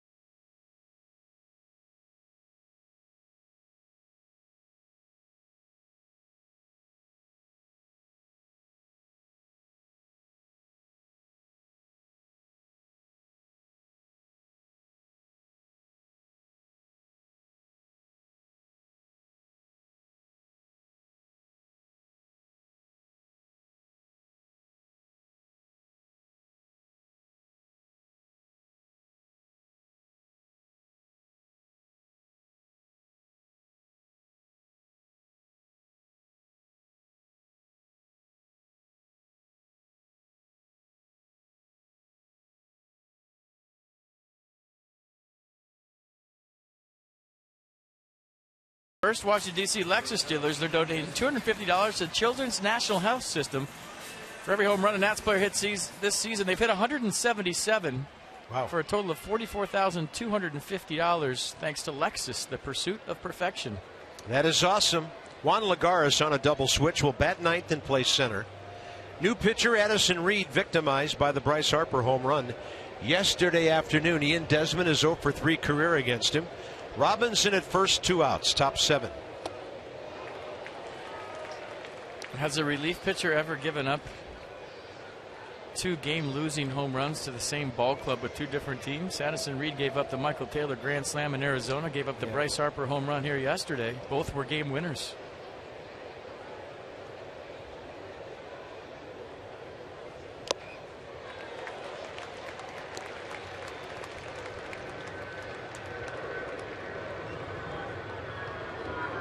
Yeah, good sign right there. I like it. Yeah, that was the Harper MVP sign kit a few minutes ago. Well done. Ian Desmond down on strikes. And so are the Nats as we reach the 7th inning stretch here at Citi Field. 4 hits the whole game, 1 by Washington.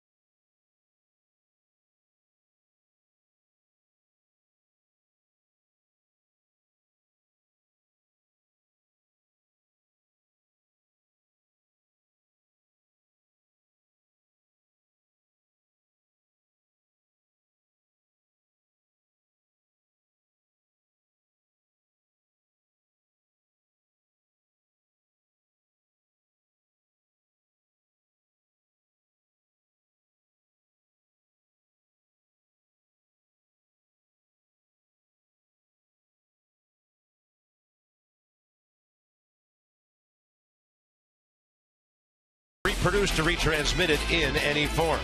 And the accounts and descriptions of this game may not be disseminated without the expressed written consent of the Washington Nationals.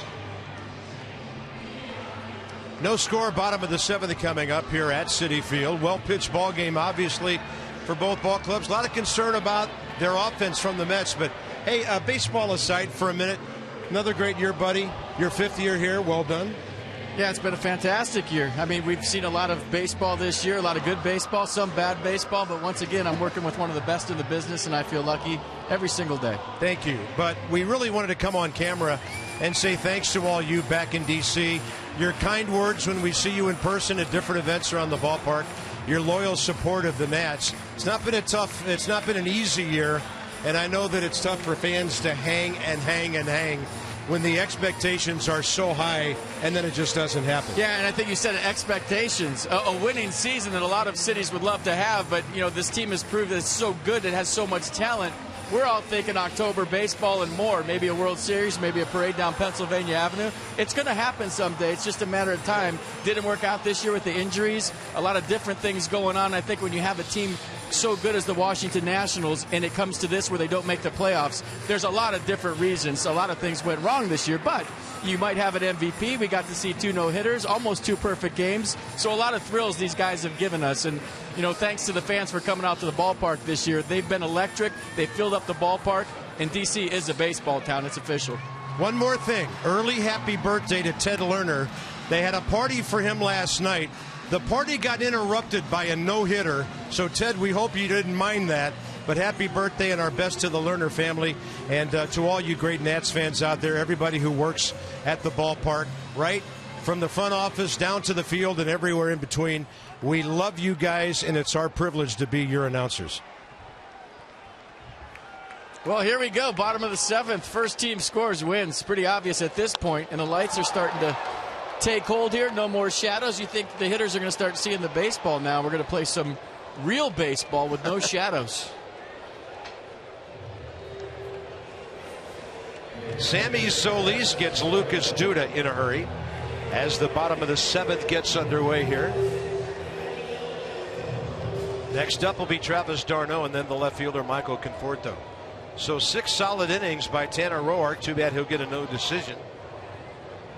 And I tell you, Tanner Roark did everything this ball club asked him to do. Big time transition from a 15-game winner of a year ago to bullpen work and spot starting this year. And hats off to an outstanding guy who was maybe the ultimate team player on this ball club all year. Solis gets d'Arnaud 2 outs.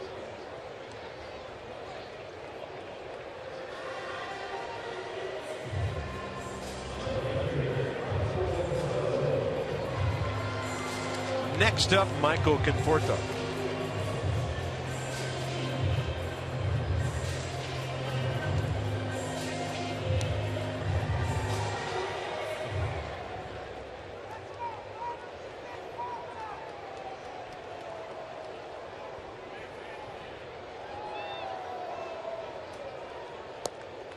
I think this one's coming down to penalty kicks.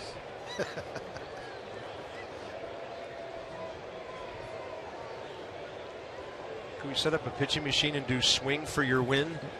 Maybe. Wind's still whipping here.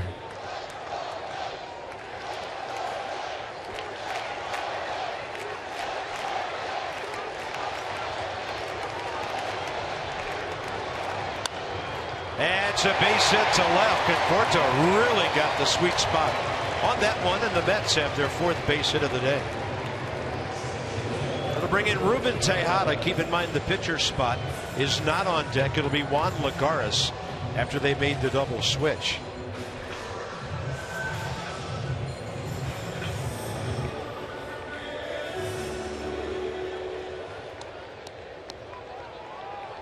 Tejada, a couple of ground balls to the right side.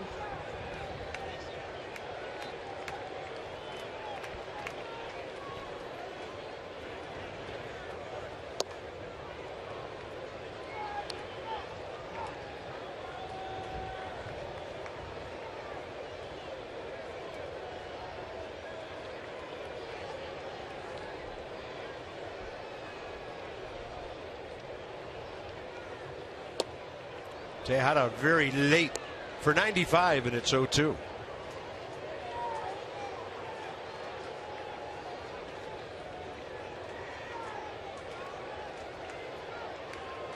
th appearance for Sammy. 3.54 ERA.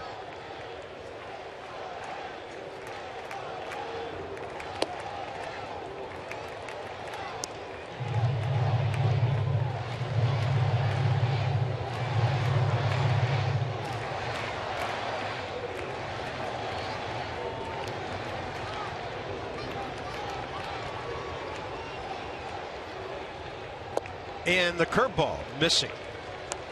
2-2.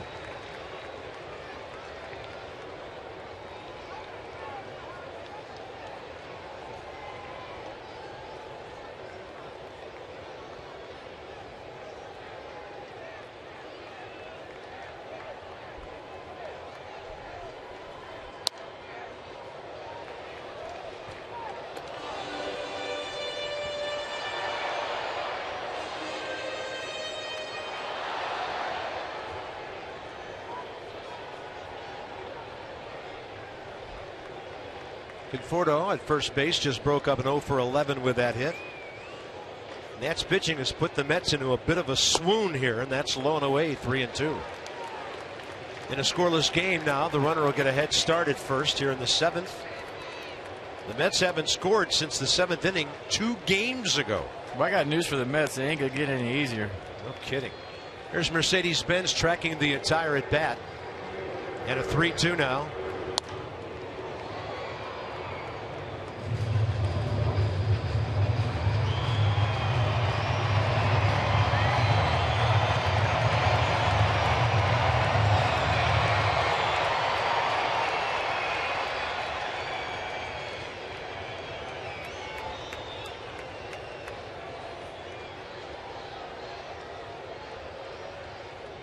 Payout pitch again.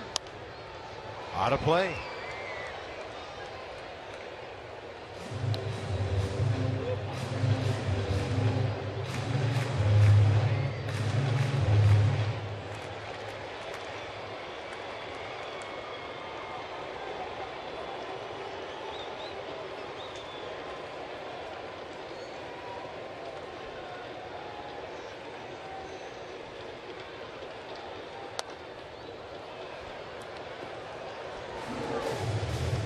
Michael Conforto has lost 6 pounds in this at-bat. It's like the 4th time he stole. Maybe the 5th. And there he goes again. They hit a gapper. He might be too gassed to score. Yeah. Out of play. Go back. Do it again. Get your sprints in. Ian Desmond coming in. Severino going to say, let's try something with a wrinkle in it.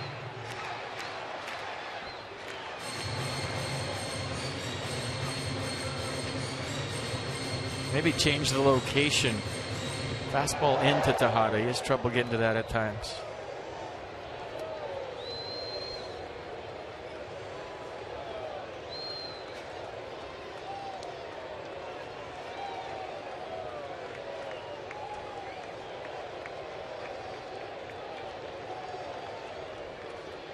Swing and a miss. Sammy wins the battle. This one to the 8th. Very few hits and no score. Taylor, Severino in the pitcher spot. 2 up.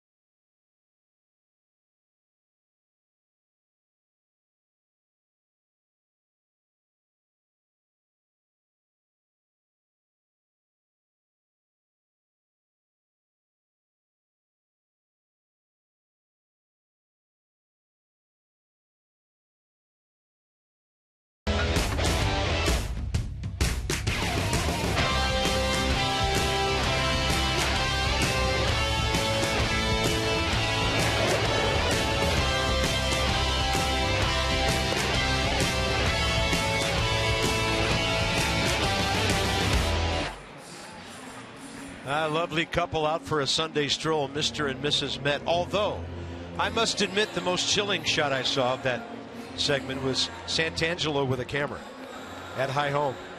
Here's another chilling sight for some batters. Tyler Clippard, who's done well for the Mets. Yeah, fastball, forkball, changeup. Fastball in the mid-90s. And yeah, a little fun on the camera before we went on today. Tyler as a Met, ERA 3.16, 31 games, but opponents only hitting .205. He's walked some guys, 24 Ks, 10 walks, but as usual, always hard to hit. You didn't think that bear sitting behind the third base dugout was disturbing? Not as disturbing as you with a camera. I'm sorry. I got to tell the truth. It's the last game. So that means you're lying the rest of the year? Good idea. No, the truth just ramps up on this particular day. No need to be, hey, couth about it. We're one run away from picking our own friends. It's a matter of who's going to score it. Taylor 0 for 1 against Tyler Clippard. And I guess it's what the Hot Stove League is all about all winter long. A lot of things will be debated about the Nats bullpen and the loss of this arm to that bullpen. Traded to Oakland for Yunel Escobar, who had quite a season here. It's not like the Nats didn't get anything in that deal. They got a lot.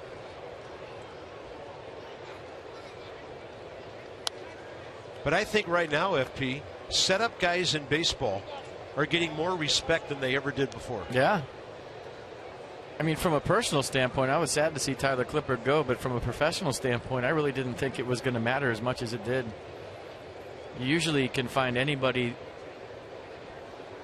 that has a good arm and a good mentality. That ball's well hit by Taylor, right center, and it is caught by Juan Lagares, a Gold Glove winner.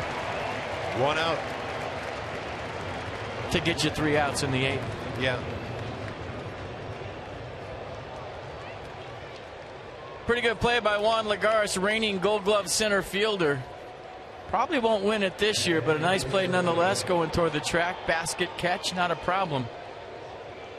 I thought Michael Taylor had himself one. Ballpark's playing big today. It is. We saw that on Granderson's ball in the 3rd and Cespedes in the 4th. Probably should be 2-1 right now with 3 solo homers in the game. Severino has lined out to 3rd and then bounced out to 3rd.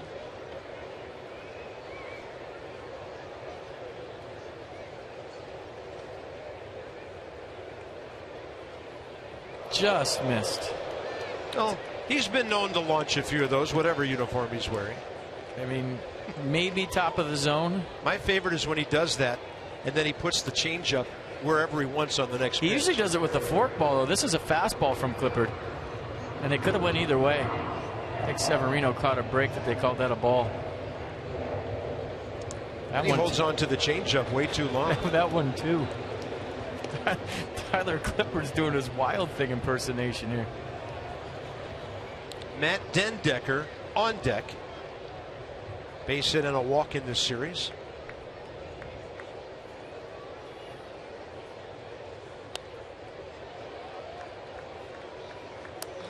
And we saw with Tyler, he can lead that changeup up in the zone, and it's still hard to hit.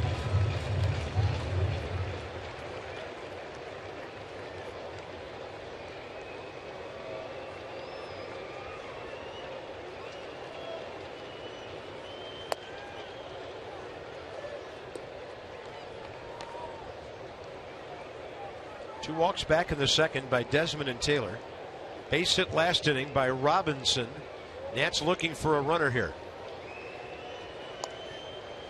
It's a good foul ball. Wow. Nasty changeup from Tyler Clippard. Severino getting a piece. Lived to fight another pitch.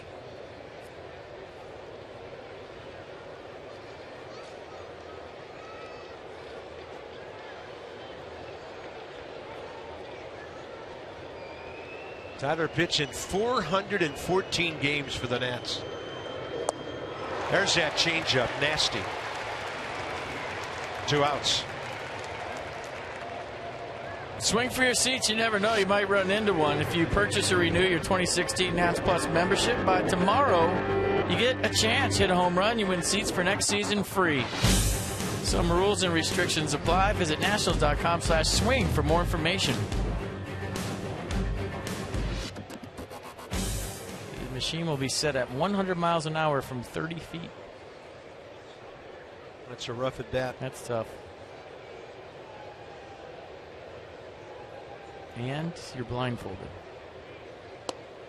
Kind of like hitting at 4 o'clock at Dodger Stadium. Or here today until about 10 minutes ago. Yep.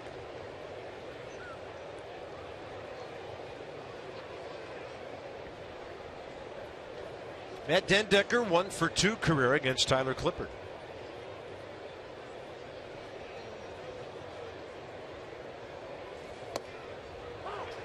Drops in that 80. And now if you're a hitter, this is where the not so fun begins. Might be the split right here. Didn't look like a strike.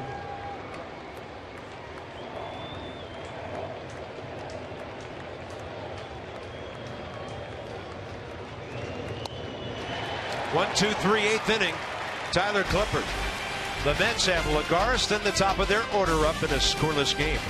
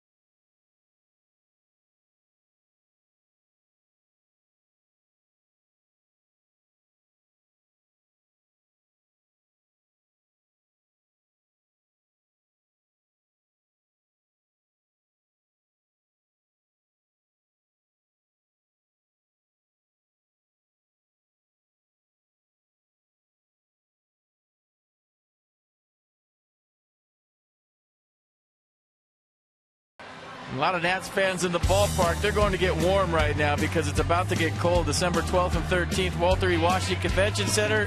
Nats Winterfest, 2 days this year. You can meet and take photos with Bob Carpenter. You can test your baseball skills with Bob Carpenter.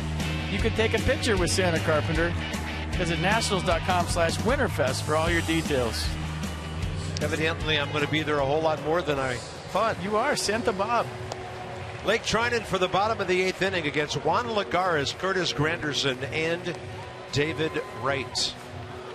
60th game for Blake. Well, first out key when in a 0-0 game.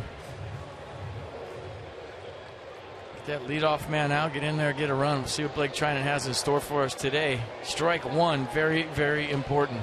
Pitch yesterday, walked Duda right after the Nats had taken a 1-0 lead. Struck out d'Arnaud, gave up a single to Tejada, then left the ball game.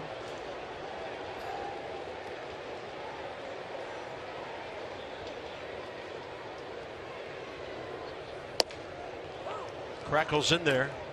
Juan Lagares sitting 259. Cespedes showing up has curtailed his playing time some. He's played in 142 of their 162 games.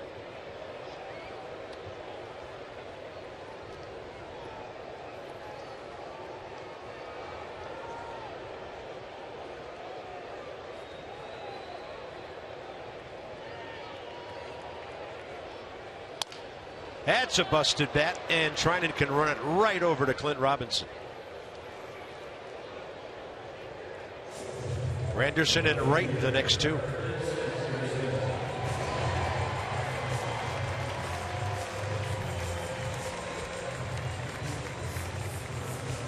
starting to get chilly, huh? Yeah. Only warm people are at the tail end of the upper deck in right field, where the sun is still shining. Strike call.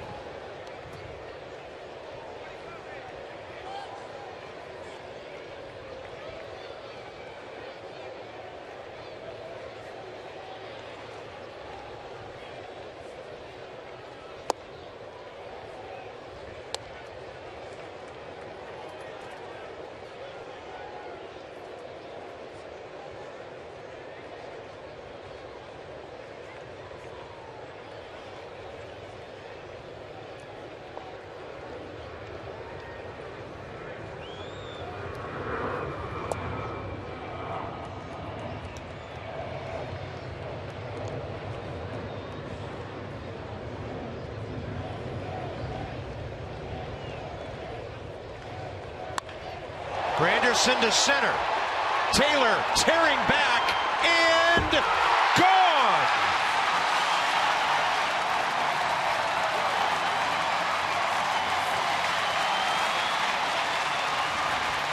One nothing Mets as Granderson hits the ball with authority for the 4th time today. His 3rd hit. A triple shy of the cycle, but more importantly, puts his ball club up 1-0, and this was into the wind, folks. Granderson got every bit of this one. Michael Taylor gave it a chase because he's thinking that wind might knock it down. It did knock it down, but it still got out of the ballpark. He hit that one a ton for his 26th home run of the year. That's impressive. Here's David Wright. Mets were probably going to give Jeurys Familia a tune-up inning anyway in the 9th. And now he'll be revving up for his 43rd save. Ballpark comes alive. The Mets score for the first time in over 2 games.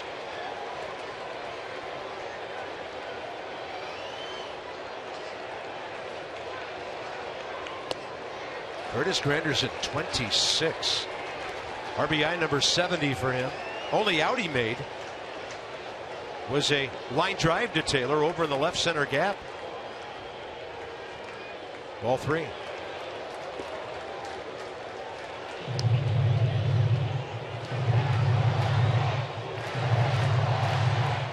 Johnny Holiday and Ray Knight together one more time. It's our Nats Extra postgame show, and this one's over. Presented by W.B. Mason.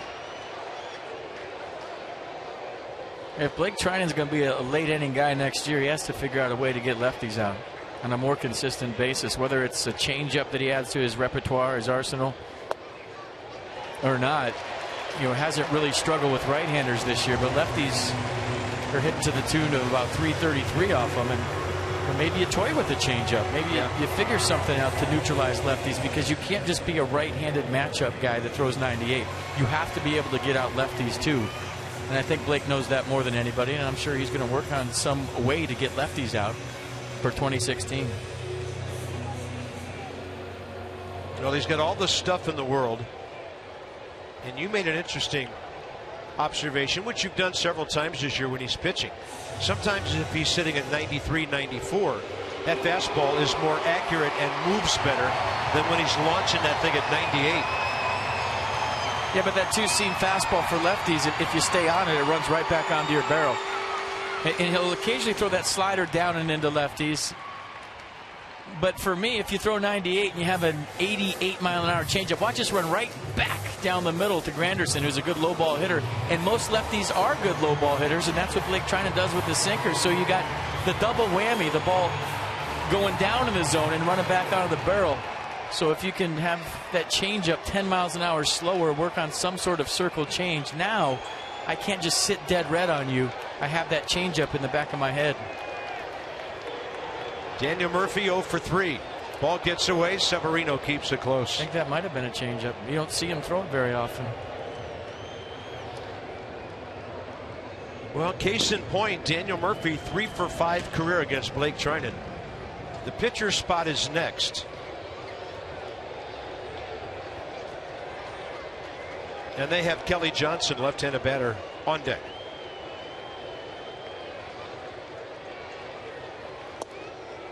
2-0.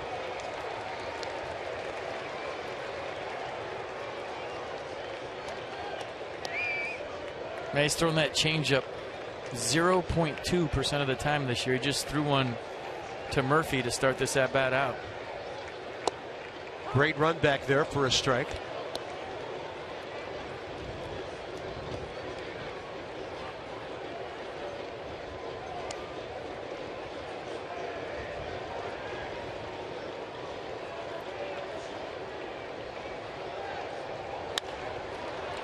To Desmond, to Turner, to Robinson. 6-4-3. And what could be the final inning of the year coming up. The Nats are down by 1.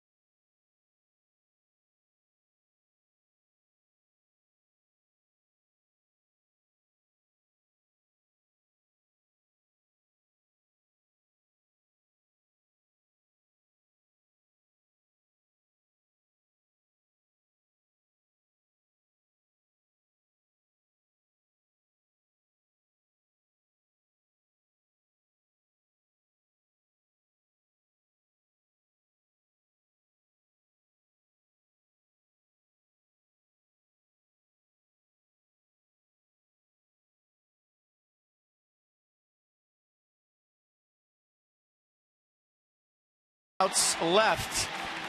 For every Nationals walk here first, Blue Cross Blue Shield contributes $50 to support Girls on the Run DC. The Nats have 539 walks for a total of $26,950. Care First Blue Cross Blue Shield encourages each of us to take that first step towards a healthier and more active lifestyle. Is that the last promo of the year? Ta-da. Ta-da. 76th appearance for Jeurys Familia. He has 42 saves. Strikeout guy, 85 Ks in 77 innings. And the leagues are hitting .206 against him.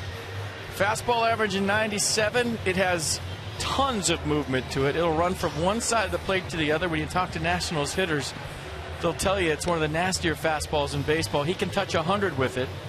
The slider 89, but the pitch that blew my mind the last time Familia faced the Nats was the split fastball, the split finger at 95, 96.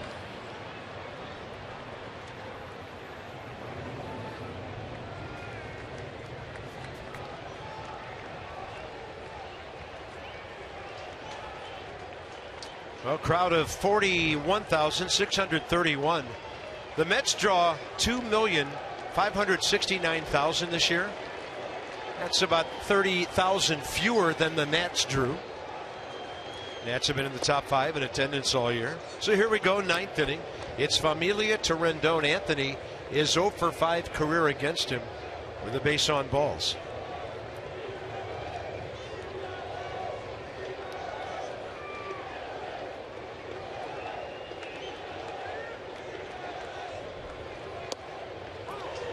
That is so nasty.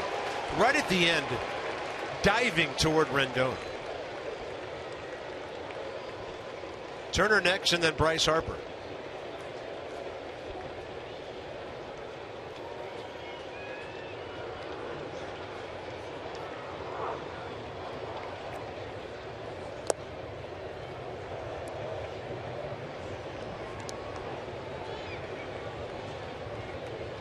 Yeah, don't miss him hit one more time, whatever you're doing. Never know.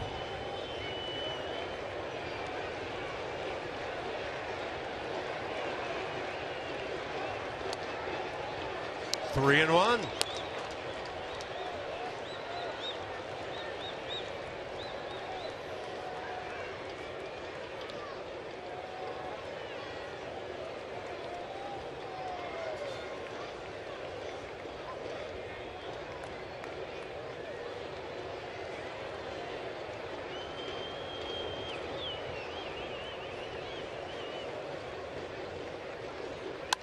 Hard hit. Murphy. 1 out.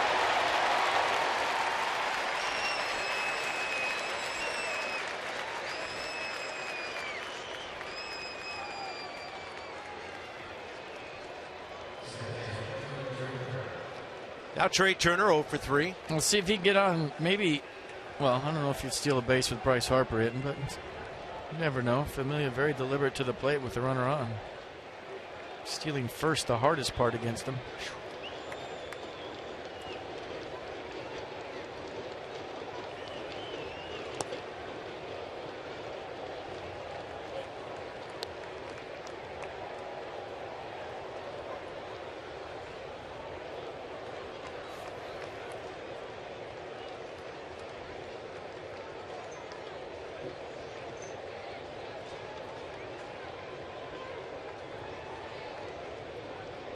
Pitch. You remember when Mejia was a closer here? I always thought that Familia had better stuff. He'd be the 8th inning guy. Mejia would come in for the 9th inning, and I always thought they should have flip-flop roles. And with the suspension, this guy's just taking it and running some of the nastiest stuff in the big leagues. Looks like he's filled out a little bit to me the last couple of years, too. Quite a take by Turner. No swing, says Jerry Davis. Ball 2.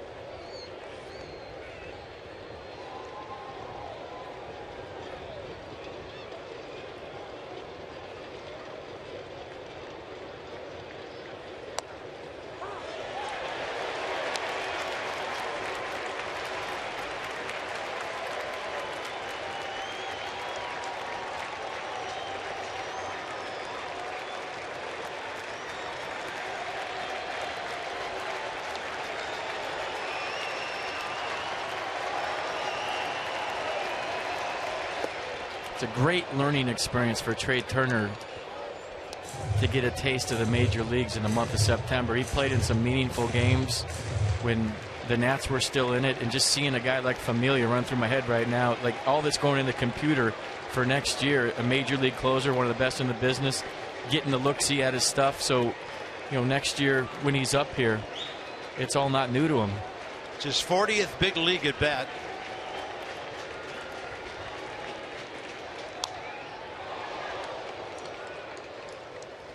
Which you could take those 40 at-bats and say, I faced this guy, I played here, I know that ballpark, I know the clubhouse guy. I mean, all the little things that go with being a big leaguer that aren't going to be a surprise to him next year.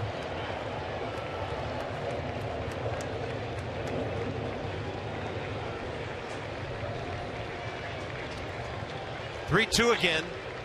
Got him. 97 downstairs. And Bryce Harper has one more chance to make it to 100 RBIs. Well, this is good. Looks like the batting title possibility is gone with D. Gordon getting 3 hits today. And this crowd's going to love this. The Marlins game is final. So D. Gordon goes 3 for 4 today. Unless this ball game goes a whole longer than this, the betting race is done. Well, he's big stage Bryce, and let it come down to his last at-bat trying to get RBI number 100. It's going to have to be on home run number 43. So here we go. 2015 season. Harper base hit. Just sneaking one by the backhand side of David Wright, and he's safe. Bryce rolling the dice to keep the season going, and he gets into scoring position with a double. Well, they're going to look at it, but how about the hustle from Bryce Harper? He never hesitated. He saw this ball get by, and right out of the box, he's thinking, 1-0 game. I got to get into scoring position. Who cares if you throw me out? And it looks like he just got in there and did his foot pop off the base, and was the tag still on him? Looks like his hand got in there too. They're going to look at it. Here we go. This will tell us, will it? Safe there. He's safe if he stayed on. And then his hand got on, and his hand stayed there. He's safe. That's a double, and game on, I believe. Although my record's not very good. Safe there. Looks like he's safe all the way. Foot in. Now watch his left hand. That's the key. Left hand on the base and no tag applied by Murphy. The hands stay on the base. He's safe. That's a double. All the fans in front of us asking us, safe or out? I already gave him the safe sign. Yeah. They didn't like that, so they said, hey, Gary and Keith. What was he? Gary Cohen, Keith Hernandez next door.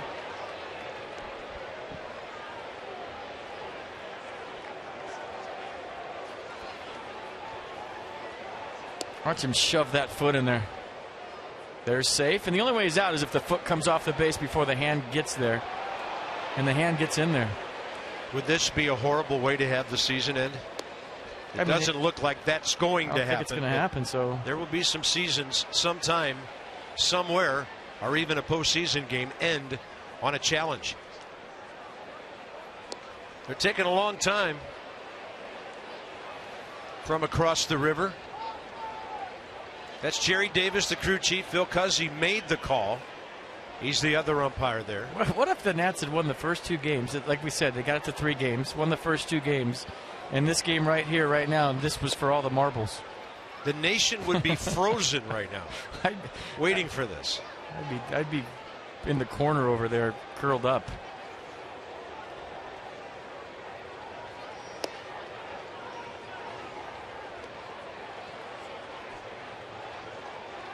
You know, it's like the umpires on the field, different instances, they already know what the call should be, but they have to get that confirmation. Well, he got himself a hit, so that's nice. Looks like he's going to end up at 331, right? Looks like it. 330, I'm being told. Still a nice round number.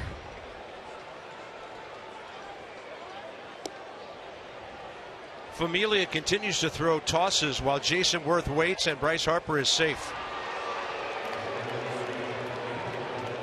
So the Nats have the tying run in scoring position. Jason Worth is 3 for 7 career against Jeurys Familia. That double was pure hustle by Bryce Harper. And if that's his last at-bat of the 2015 season, to me that represents how he approached the season from day one, from opening day. Yeah. Playing with his hair on fire, but playing intelligent as well.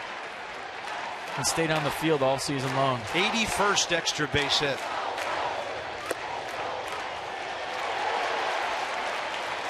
Jason Worth 0 for 3 today.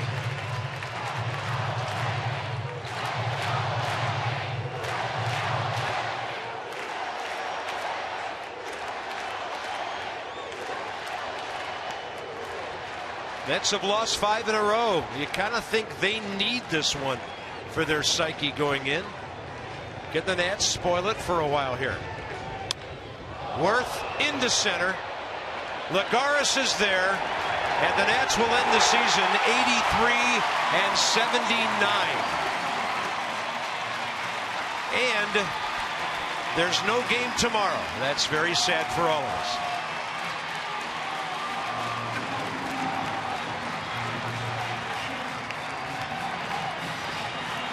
Two hours and 34 minutes of a well-pitched, well-played ball game. Bryce Harper gets a double in his last at bat of the season and should be the MVP.